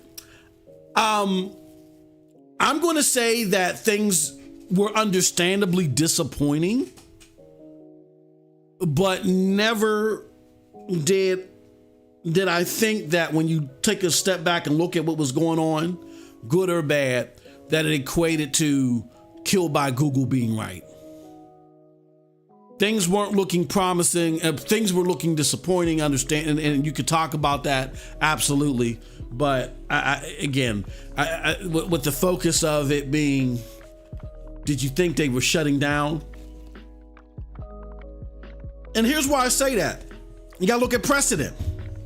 Microsoft, what has been their biggest Achilles heel? Getting first-party AAA content. I mean, and it's to the point now to where you pretty much have civil wars going back and forth about what's going on with Microsoft. They're not having any banger AAA games. 2022, Halo Infinite is a mess. Under no circumstances were the conversations about Xbox shutting down. That wasn't entertained until the CEO himself had brought doubt. Now, the CEO himself was like, well, we don't really consider Microsoft for this, that. And there were rumors coming from actions of the CEO himself. That's different. That's understandable. And those talks were short-lived. But killed by Google, who is nobody. They're no one. They're nobody. They started a list, and now we hold credence to what they have to say. That's silly. So while there were disappointing moments, and there's going to be more, and people would argue there's still some disappointing moments, it's subjective. I'm not going to argue you on that front. But the stain of they're closing down because they're going through a disappointing moment, like go talk to an Xbox gamer right now that is seeing God of War come out and no Redfall, no Starfield. They ain't sitting there saying, oh, we got game. They're looking at Game Pass like, what's coming in Game Pass except for indies? That's the argument that a lot of them are making. Go watch their spaces. There's actually a civil war. They're going back and forth with each other. And a lot of those games that they're upset that they're getting, a lot of us would be happy to have here. That's the ironic thing about it. So there's arguments and there's disappointment on every platform. Always. Gaming is a very difficult industry. I would hate to be working for a platform because nobody's ever happy. And social media people and content creators, they're looking to create either some big bombing news or a controversy every day because that helps them create content. So that makes the dynamic for platform holders even worse. They got to play whack-a-mole every day with the latest and greatest, I'm so sick of this moment, right? But with all that going on, nobody's talking about Microsoft shutting down or this is doing that. And we're only doing that because a nobody or a bunch of nobodies got together and made a list. When you really narrow down, that's what happened. Ain't nobody or a bunch of nobodies got together, made a list. We've elevated it up and made them popular than what they needed to be. This is outside of the realm of possibility until either they or Luna connect to their video streaming platforms with some form of click to play. Yeah, they're not even at their apex. When you go back to what Phil Harrison said, he told you. Now, whether you like this strategy or not, if you don't think it's going to work out long term, that's a different discussion. But their strategy is we're not trying to be a console. So you can't look at console litmuses and say, oh yeah, they're not doing so good early on. They're not, their NPD numbers would be bad. They don't care about that. They just don't care about the normal litmuses for a console because they're not a console. That's not what they're trying to do. They said we're trying to be a place where we tear down the walls within the gaming world of content consumer and content creator. That's what we're trying to do. So and they got to build to get there. They've even told you. They said, look, people are going to look at what we bring out of the box. They're going to say, oh no, I don't like this. And they're going to come back years later and say, oh, this is so much better. They told y'all that at launch. Why? Because they know these are the early years. They're still trying to, this is new. This is new for all these platforms. That's why GFN launched and crazily launched and gave access to games via the service without the blessings of the publishers. And that's why they left. A lot of them left. Now they bank on them coming back, but we'll see. That's why Xbox was trying to make what you see of xCloud now, its retail version of the Xbox Series S instead of you getting one. This is new for everybody. So they're trying to fill themselves out. That's why Luna's moving at a snail's pace. Amazon Premium, whatever, the studio made 2 big hit games that you don't see them on the cloud platform. It ain't because of no controller configurations. They're trying to fill their ways through. And nobody really wants to gouge themselves and pay too much money where it doesn't make sense. Because if it doesn't make dollars, it doesn't make sense. It's still a business, even though these are the early years. So that's why they're moving slow. But by us not at a fundamental level understanding how business works and why that would impact the output that we're getting from a 1% business, we throw our hands up. Oh, this, that, oh, I'm mad, I'm disappointed. Cloud gaming ain't what it should be, you know. No, well, that you got to blame mainstream gamers for that. If more mainstream gamers were on board and got through their psychological hurdles that, oh, my internet ain't going to be good enough. In some cases, it's a feasible argument, but if they got past that stuff and just, and gave it a shot and tried it out, they would be charmed and overblown like, a lot of us. But it's up to them. It's not the platform's fault that they don't want to blow money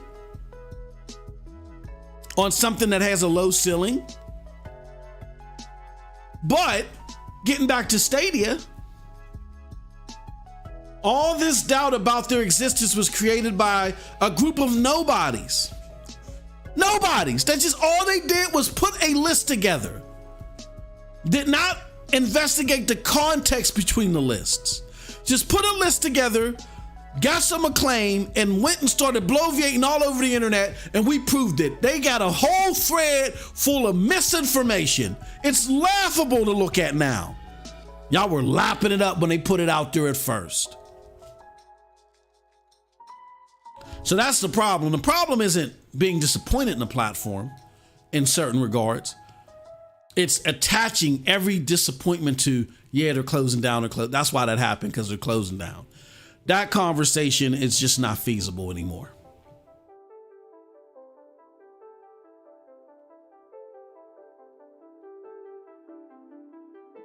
I don't understand how Stadia is expanding its service but closing in 23. Yeah, it's not. It's not.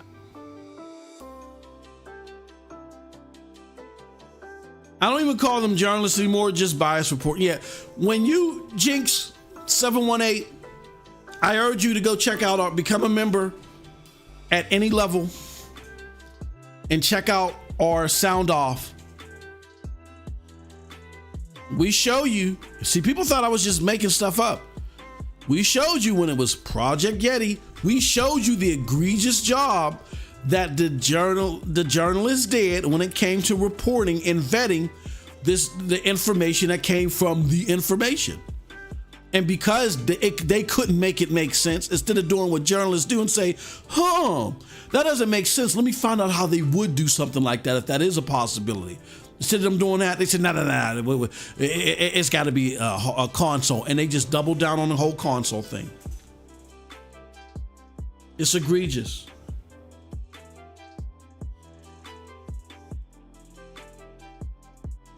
Yeah, absolutely clout. Absolutely CV. We don't have journalists today. 95% are all nothing but parrots who's paying the bills to create the, yeah, absolutely. That's it. That's it. Just bloggers who are trying to drive clicks. That's it. Like, you'll see a publication put out something that's erroneous. We've seen this plenty of times. You'll see a publication put something out that's erroneous and all the other platforms just pick up on it. They don't vet it. They change the words a little bit. You know what I'm saying? That's what it's all about now. Who's going to come out with something hot first? Or think of it like this. Think of it. It's like a jungle opposed to an expedition. It's a jungle where instead of following a tour guide or whatever, you've now just become an animal. Where going on a tour guide, going with the tour guide, reading the hieroglyphics, getting the history behind stuff, being educated, those days are over. That's what journalism used to be. Now you've become the animal that's out there in the wild. You're following a herd of animals, and whoever makes the kill first, they're going to get most of the spoils, but you're just coming in for the scraps. That's it. So you're just copy and pasting, you're not vetting and all that other stuff. It is what it is. It's unfortunate. And your mama knows says the closure of SG&E was the worst thing. Yes, in so many ways. Yeah.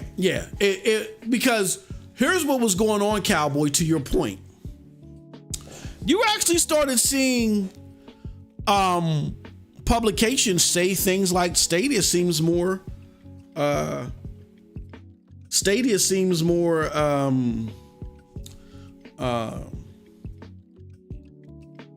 more next gen. I remember there was a Forbes article, and shout out to my brother King Thrash. King Thrash was hot. Come to the round table. Come to the round table. No, I'm not. I'm not the guy that wrote the article. You got to get brother from Forbes. I'm just putting the information out there. No, come to the round table. Because I put it out there. They said that Stadia felt more because of the features and the things that it was doing, allowing you to go to different places with games. They said that Stadia felt more next gen than the PlayStation 5 and the Xbox at the time. You got to remember, at launch, the consoles were very light. And I would even argue that still, even though they're giving you access to more games, that you're really not getting the most robust next gen experience yet out of these new consoles. You know what I mean? But they're offering you more games than what you're getting with Stadia. But here's where I would make a counter argue to that, Cowboy, because I can't always just agree. My counter argument would be let's just say if they didn't close down SG&E, let's just say if SG&E was still open, right? Then they would have continued to measure Stadia on, well, how many people are adopting it? How many people are getting on it? How many people are picking up games? How many people are doing it? And it still would have been a 1% business. And then they would have said Stadia, what's the name's article would have came out. Stadia's paying 20-30 million for these ports, and they're not growing. In which it would have been, now that would have been true. That would have been true from the media. They're not growing. They're not gaining any steam. They're doing all this, and it's all for naught. They would have been right. So I guess Stadia looked at it as like, look, let's take the beating up in the front end. so we can fix everything and so we can have more years in the back end where we're celebrating. I think that's the way Stadia looked. They said this is the early years, so let's take the beating right now. It's just I wish they would have rolled it out differently. Wow. First and foremost, if you ask me personally, Cowboy, I don't think they should have ever launched with a studio. I've been saying that since the beginning. I'm an old school guy, so I always look at precedent and success mimics success. I'm really big on that. Unless you really got something that's truly innovative in an idea that just like, it's gonna work. Like nobody has any doubts it's gonna work unless something tragic happens. I don't think Stadia building their own studio ever made sense to me.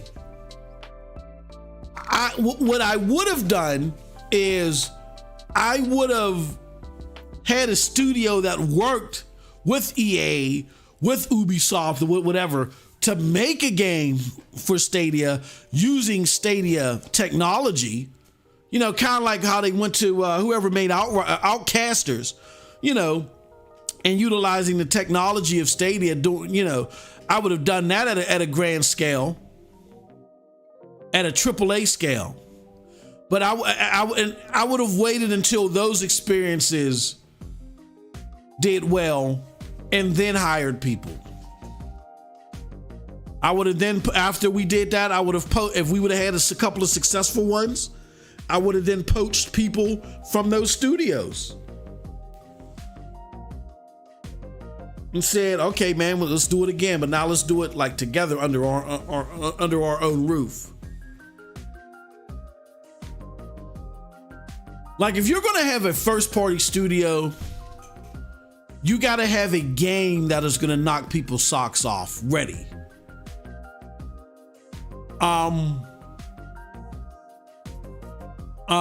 And they didn't have that. So you having this first party studio that was going to take you 5 years to come up with your Breath of the Wild, as Jade Raymond had said. Yeah, the strategy just was not a winning strategy to me. Now, what would have been dope is if Aaron Hoffman, John, and even, you know, Jade Raymond and Shannon Studstill had ideas and work with studios, and if they were I know studios have their own like creative directors, but if they were if they were just made the heads of second party, kind of like how Shannon Loftus was, and who else was Matt Booty? I think Matt Booty's in charge of first party, but I would have made like Jade like head of second party development, have her work with developers to create some badass games, right? And then after those badass games, tell Jay, you know, if you can help spur some badass games, get us 2 badass games by second party developers on the floor. Once you do that, we'll give you your own studio. Aaron Hoffman, John, continuing to work on the AI stuff. I think when you're a new platform, partnerships are better than you trying to take it out on your own. Like even Xbox, they relied on second party partnerships, even though they had some internal studios. They mainly relied on partnerships for the Jade Empires, you know, excuse my French. What's the game that everybody wants to? Splinter Cell, right? Like all of the notable games that made a name for Xbox outside of Halo were second party deals. Mass Effect, BioShock, right? And so many more. When you're new, you got to partner with the people that know how to do this. Pick up and observe. Then you can try to mimic their success. I think that Google went wrong in trying to have a studio. I truly believe that that's where they went wrong. I would have had Aaron Hoffman, John, continue to use her superb brain power to get that AI, you know, running to where, you know, a handful of people can make a World of Warcraft game, and then they could work with big studios or small studios to make that happen. I would have made Jade Raymond just the head of second party game development. She's going to be working with studios to do that. I would have made Jade Raymond the head of second party development. And I would have had Jade Raymond, get us out a couple of games that utilize Stadia features that make Stadia sing. And then after you get out two successful games, Jade, that meet our milestones, then we'll give you your own studio. That's what I would have told her. And that's what I would have worked out. Just didn't make sense to me for them to do what they did, how they did it. But that's just me. Cyborg in the house. What's going on, brother? They've been talking about Killed by Google since last year. Yeah. So why don't they talk about the billions in profits too then? Because it doesn't meet their narrative. Yeah. Again, that was their leader. The leader has been deboned. Like you take a fish. I don't know if you guys ever gone fishing and you debone it. The leader has been deboned. Like that thread is, if I put that thread out there, I would be embarrassed. I would delete my account. Because there's so much grandstanding happening. Mark my words, this and that, and it's all wrong. When you reflect back on it, it's all wrong. It's horrible. It makes you look stupid. But it just shows you that because unfortunately, we don't kick the tires on stuff. We'd rather just listen to somebody else that just cleverly puts words together, tell us our reality. That people get away with that stuff all the time. I still want WB to bring Bratman games to Stadia. I think that would be awesome. Absolutely. Aminor's opinion is the one I want to hear. Where's Aminor at? Aminor, bring your ass out of here. Come on, the people want to hear you. I think it sounds good to the public that don't currently own or play Google Stadia. Yeah. Laugh out loud. Hey y'all, Predator, good to see you. What's up, everybody? All right, so pretty soon I'm gonna do this raffle. So give me a second. I'm gonna talk a little bit more, and then we're gonna do the raffle. All right.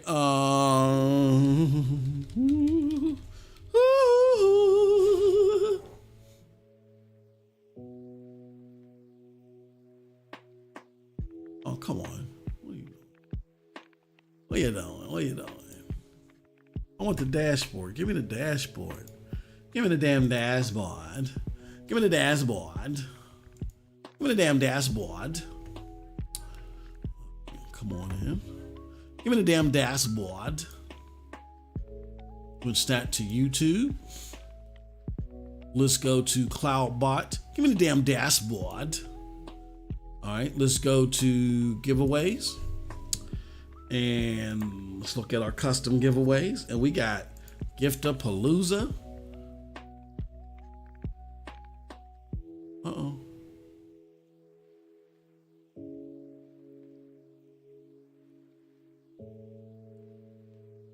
The hell? I didn't start this giveaway yet. Okay. All right, so let's start it again. Something weird happened. Okay.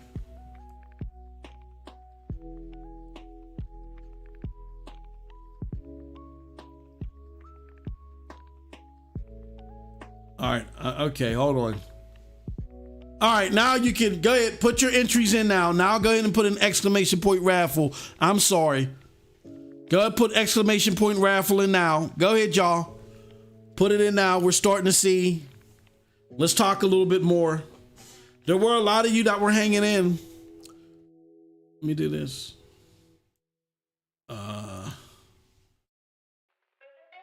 Oh, I hate this.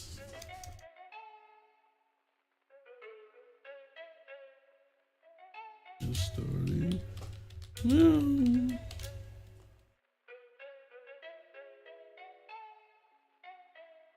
This.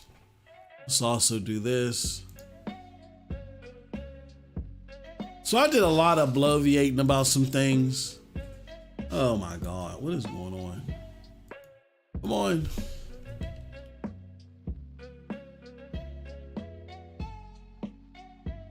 On. What the hell? Jesus Christ. All right, and don't forget tomorrow we're going to have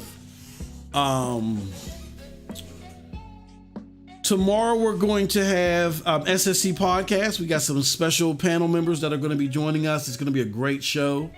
And go ahead, everybody, make sure that you sign up. So we're going to have a great show tomorrow.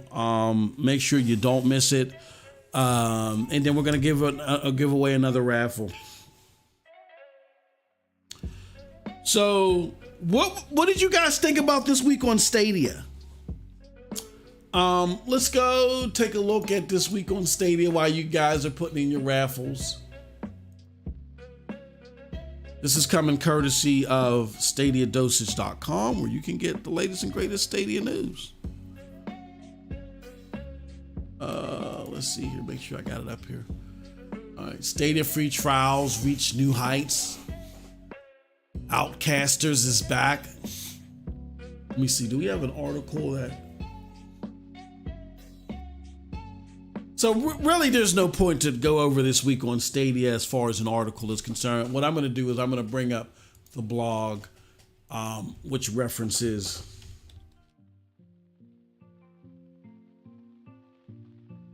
the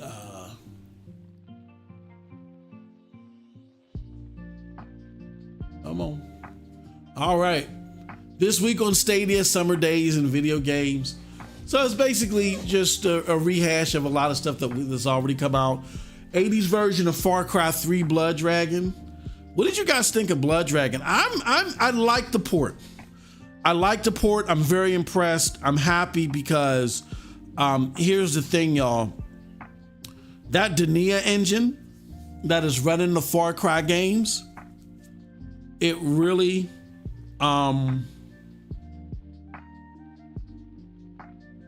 It really is. It looks like it's really being optimized on Stadia now. However they're doing it, which is great. They're now getting close to 60 frames on there. I looked at Far Cry Blood Dragon. It looks like it's more resolution than 1080p. I would say 1200p. I don't know if it's 1400p, but I'd say it's 1200. Looks good, plays good. Now that 4K mode, it's not a smooth 30 to me. But I wouldn't play it. I'm happy with the performance mode. But what do you guys think about it in the chat? Also, if you want to be part of this raffle, you got to be a subscriber. If you're not a subscriber, it's not going to give you a ticket. So if you were trying to put in exclamation point raffle and it wasn't working, that's why. You got to be a subscriber to this channel. Not a member necessarily. We appreciate your membership. And if you become a member, you're going to get you're going to get a hell of some content, but you got to be a subscriber. Speaking of members, Alex Billy, you got 5 hours, no, 6 hours from now, a little less than 6 hours from now. And I hate to do this. You got a little less than 6 hours from now to give me your contact information so I can give you one of these to give you the plug and play bundle that you want. You know, Dave Wendell said Blood Dragons is okay except for those damn dragons. Yeah. Yep, I can dig it. Let me go through some more of your comments. It says, with a tag like killed by Google, how can you be subject? Yeah, exactly. Exactly, Primo. Oh, Primo. I hate to put you on the spot, good brother. I hate to do this live on air. Primo, let me know if you would be available for tomorrow. I know you're heading out soon. But if you like to be on an SSC podcast, yeah, Primo did a hell of a job last week. Don't y'all think? Give Primo a round of applause. Primo, if you want to be on SSC podcast tomorrow, let me know, brother. If you can make it. I know you're about to head out, but we'd love to have you on.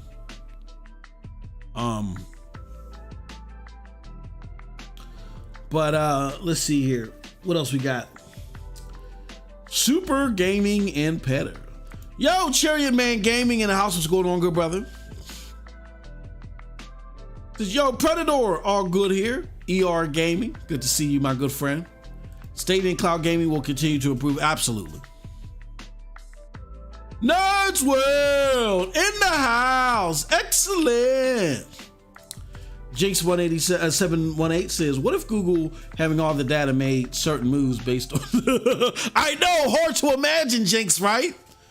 Hard to imagine that, right? He said MF2K would have made a great preacher. I hear that a lot. I don't see it. I don't see it. Well, I don't, you know, that's you guys know the feeling. Like when you hear your own voice, it sounds so weird to you. When I hear my voice, it's annoying to me. And I know it's annoying to other people as well. People say I sound like a preacher. I don't know. Even though in school, I had a great English teacher, and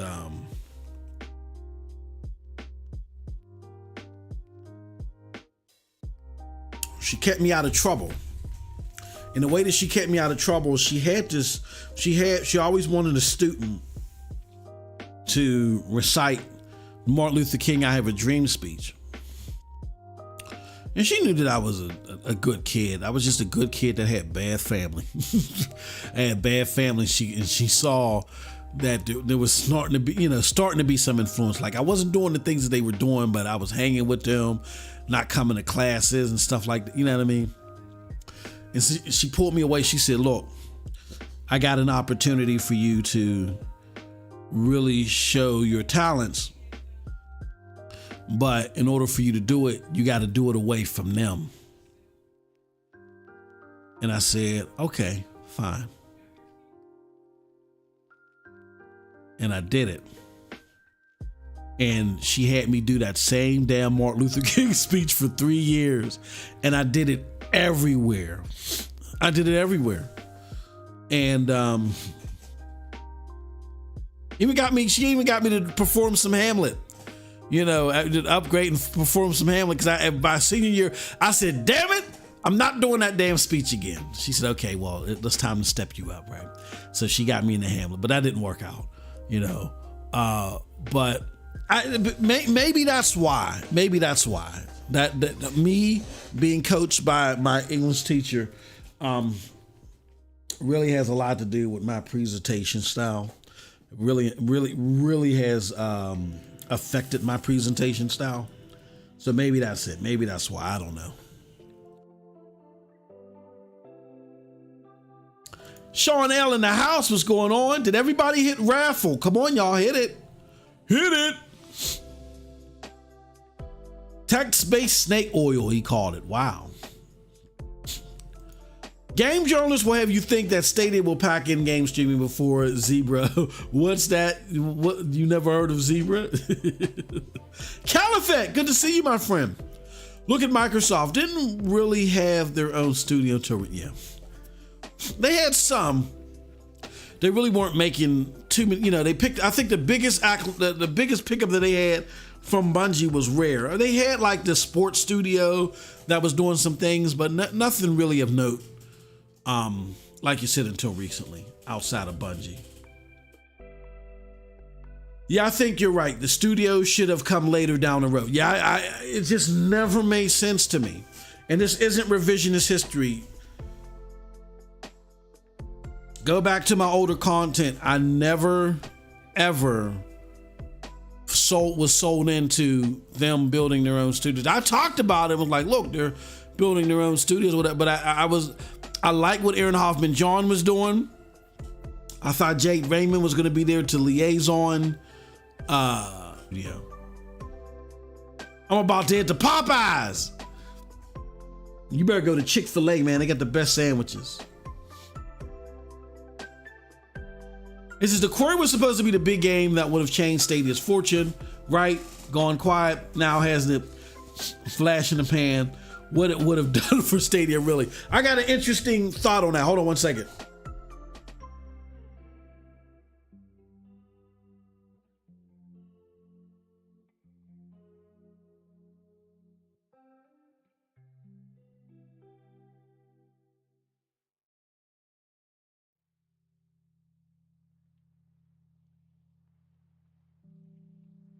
Did everybody put in their raffles? Because I'll select the winner in a little bit. Don't forget, exclamation point raffle. Here's my thoughts on it before we get ready to close out. Before I do one more thing for Cloudy V.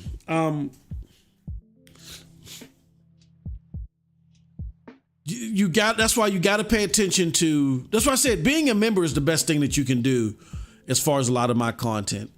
Because we really deep dive some stuff that's too rich for people's blood in this cloud community publicly. So we do it with the members, you know what I'm saying? And there's a lot of great content there, and we thank you so much for the growing member community. But we did a deep dive of the theory of the query being a big hit for Stadia. We did that on Sound Off a few weeks ago. So again, when it comes to these notions, you got to get out of your emotions. Bars. When it comes, say that with me again, y'all. We're going to make that into a hot song. When it comes to these notions, you got to get out of your emotions. Why do I say that?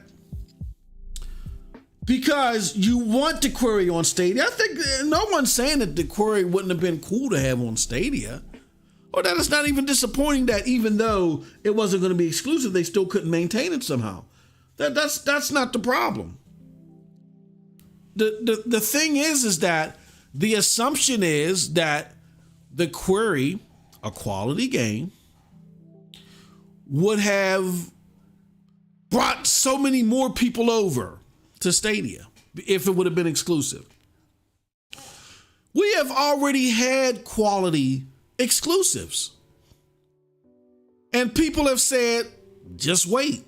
Like, for instance, we've had Orcs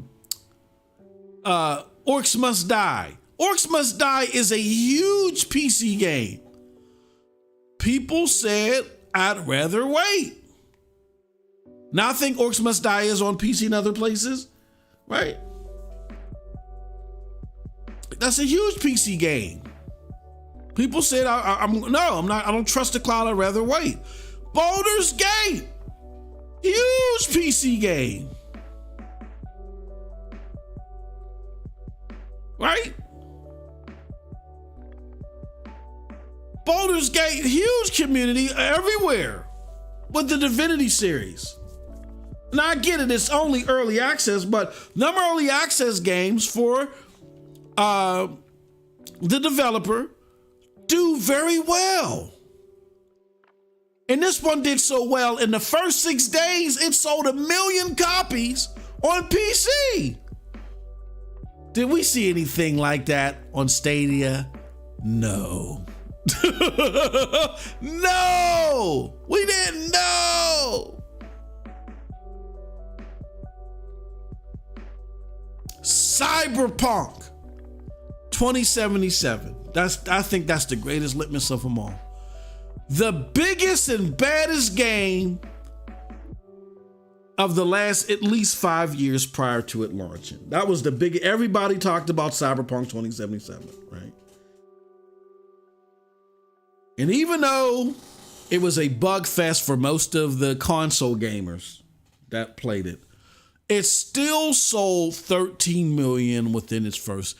I mean, normally a game that had that type of reception would have been a dud. But that game was so popular, even though it was so buggy and it was getting torn apart in so many ways, it still sold 13 million within a month and a half. I think now it's like at 18 million. Those are humongous numbers. It would have been bigger if it would have, if it would actually, I mean, I think that probably would have broken records and for all time. Cyberpunk was on par to break all-time records. That's how big the anticipation was for this game. This game was going to take us to a whole nother stratosphere that games could never bring us into. And it fell short of that because of the bugs, and I think it was just rushed. But I mean, it's a solid game still, but you know, it was just so ambitious they needed more time that they felt that like they didn't have. Now,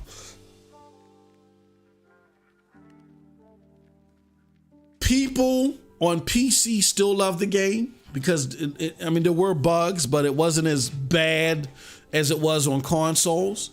So you're told that the only way you can enjoy this game in a feasible manner are two places.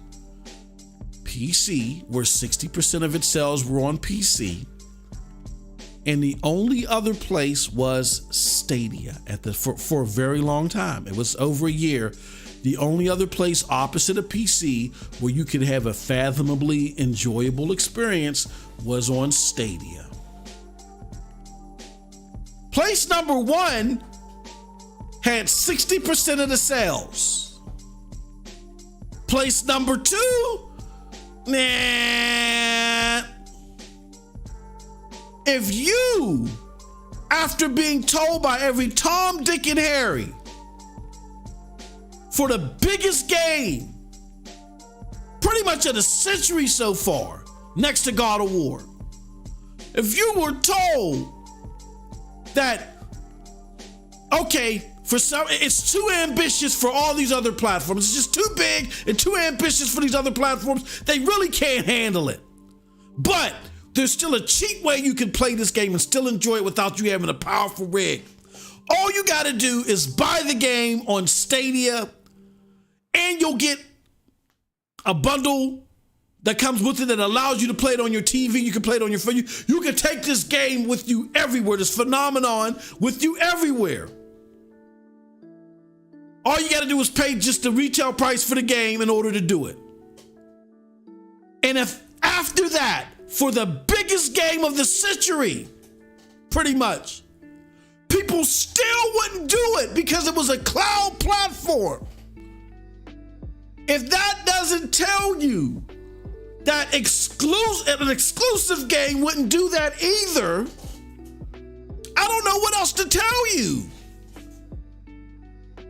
I got some land on the moon to sell you. Your tomatoes are going to grow ripe there. Right there, check. The biggest game this century. The hype behind this game was like no other. And it so happened, the luck gods, the stars all aligned and they all shined on Stadia.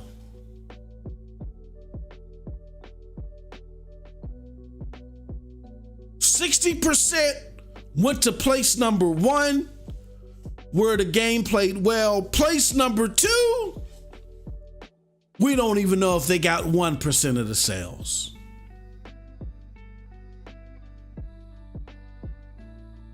There is no game right now unless it's considered a 12 out of 10 and the media just does a full reversal. They don't do none of that silly stuff of, well, it's on a cloud platform, so, you know, forget about enjoying it, the latency and unless this media is just straightforward and tells you that this game is a must play, you gotta have it. I don't care if it's on a toaster. You got to get a review like that. If you get a review like that, or if you get reactions like that from the media, then yes, you have a game changer on your hands that could potentially speed up the process of people accepting cloud gaming. But as good as the query was, It wasn't that. It wasn't that. It launched in 4th place, I think, on Steam. It launched in 6th place, because you got to take out the hits. It launched in 6th place on Steam. It launched in 4th place in the UK. We don't have the US numbers yet. The only thing that we know is that it was the most downloaded game for the PlayStation 5. Which, just don't get me wrong, there's a lot of PlayStation 5s out there, but I mean, that's the best litmus you could. It was the most downloaded game for the PlayStation 5. I'm waiting to see what NPD says. It would have been cool to have that game on there. People would have doubted it, just like they doubted Young Souls, just like how they didn't react as they should have to Baldur's Gate. Even though it was early access, it sold 1 million copies on PC. Just like they didn't react to Orcs Must Die, just like they didn't react to other stuff, just like how Cyberpunk on Stadia, even though it was big for the platform, when you just look at what the platform was doing, which really wasn't saying a lot when you look at the totality of gaming altogether. But for the platform, the sales of Stadia Cyberpunk 2077 were huge enough to double down on them and tell them, okay, this is our ticket. This is our claim to fame right here, is getting people the big ticket games that they want to play on our platform and making it play in a great way. That's what we got to do. So we got to reshift our focus.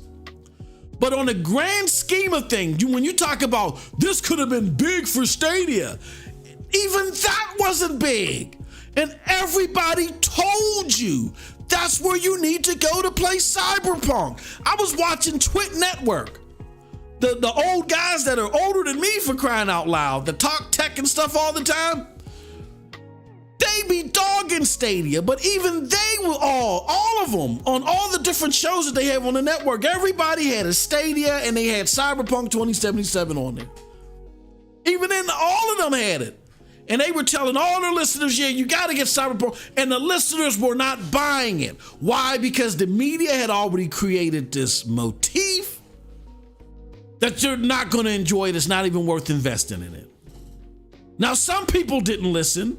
Some people wanted Cyberpunk that bad, but apparently, if you're told that the only 2 places that you can go and really enjoy this is PC and Stadia, because even the next generation console versions were based off the old platforms. They just were given a little bit more juice because of the newer platforms. Power. But even at that, you were told number 1 was PC, but if you don't have a powerful rig, number 2 would be Stadia. So if PC got 60% of the sales, you would expect Stadia to at least get 15, 20. Nope.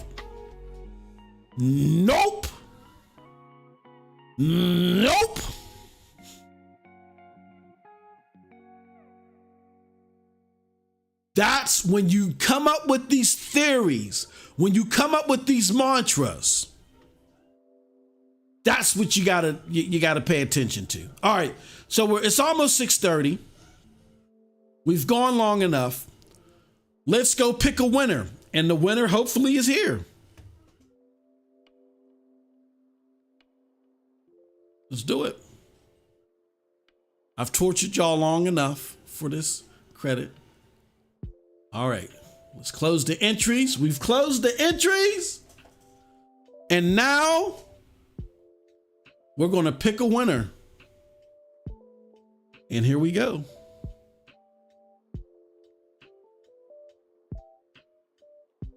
Okay, Stadia, and you just won so I'm going to pick another winner. Stadia Gameplay Android TV.info. You won last time. So I'm going to pick another winner.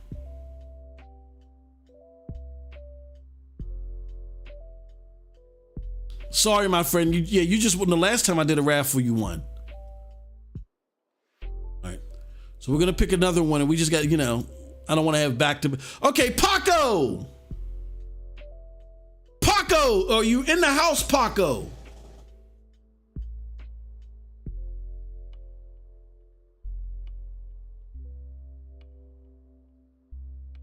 Paco, are you in the house, my friend?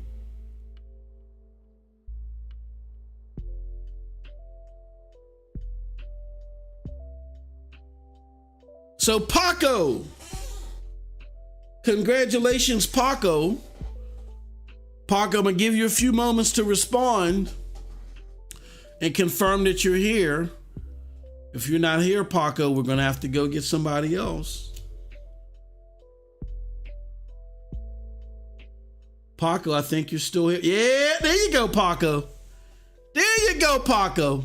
All right, Paco, here's what I need you to do. Hit me up on Twitter at MM2K, or send me an email here, Paco.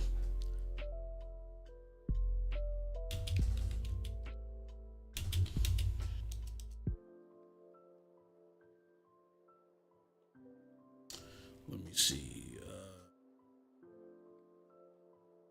I'll have you send it here.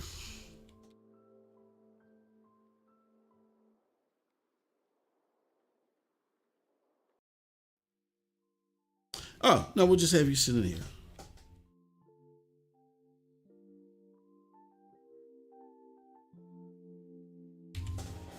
Okay, you can either send an email to StadiaDosage at Hotmail. Yes, Hotmail, don't laugh. StadiaDosage at hotmail.com. I'll have you send it there, and then we're going to work on getting you verified. But congratulations to Paco for winning, man. All right, before we go real quick, can y'all let me know real quick in the chat, because they were trying to kill Cloudy V. Let me know where y'all think the next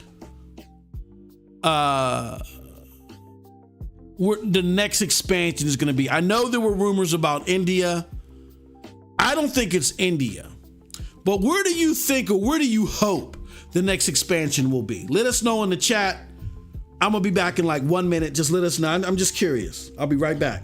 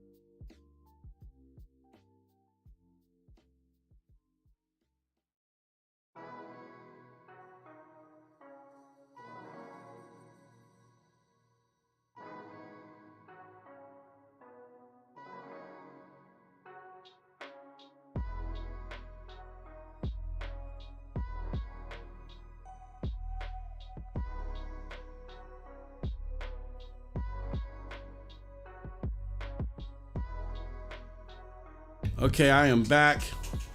So let's read some of your comments, and then we're going to close out.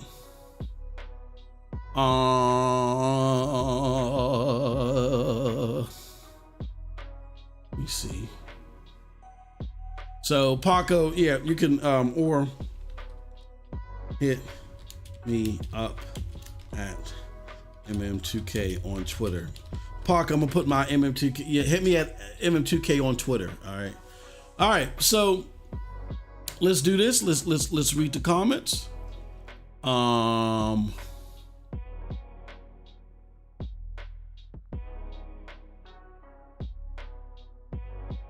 It'll be Latam or Azua.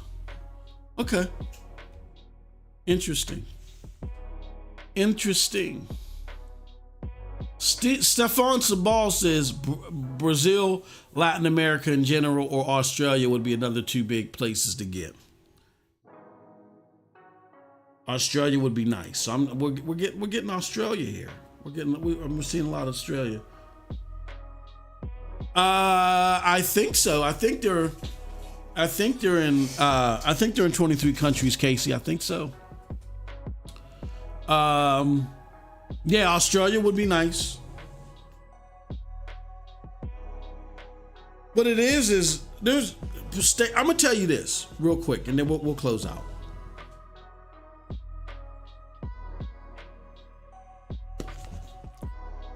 Stadia has a potential to do big in places like Mexico, like Trinidad.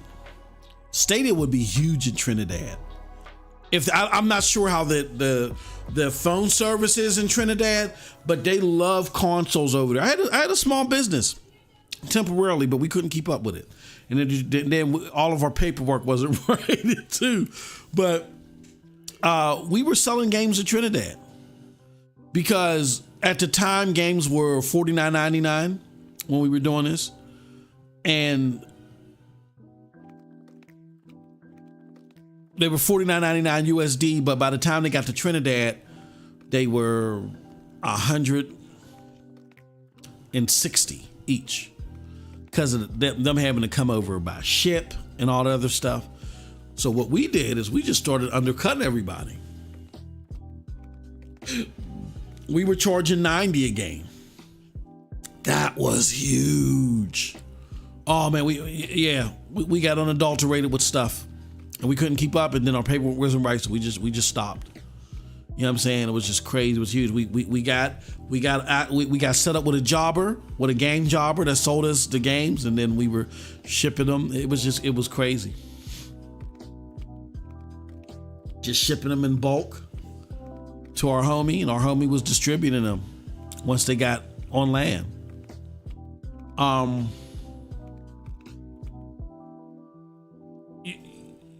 You just don't know how big in places like that, in Trinidad and other places where the games are the consoles themselves are too expensive, or the software is too expensive, to minimize all those taxes and fees that are associated to travel. That would be huge for Stadia. That would be huge for Stadia.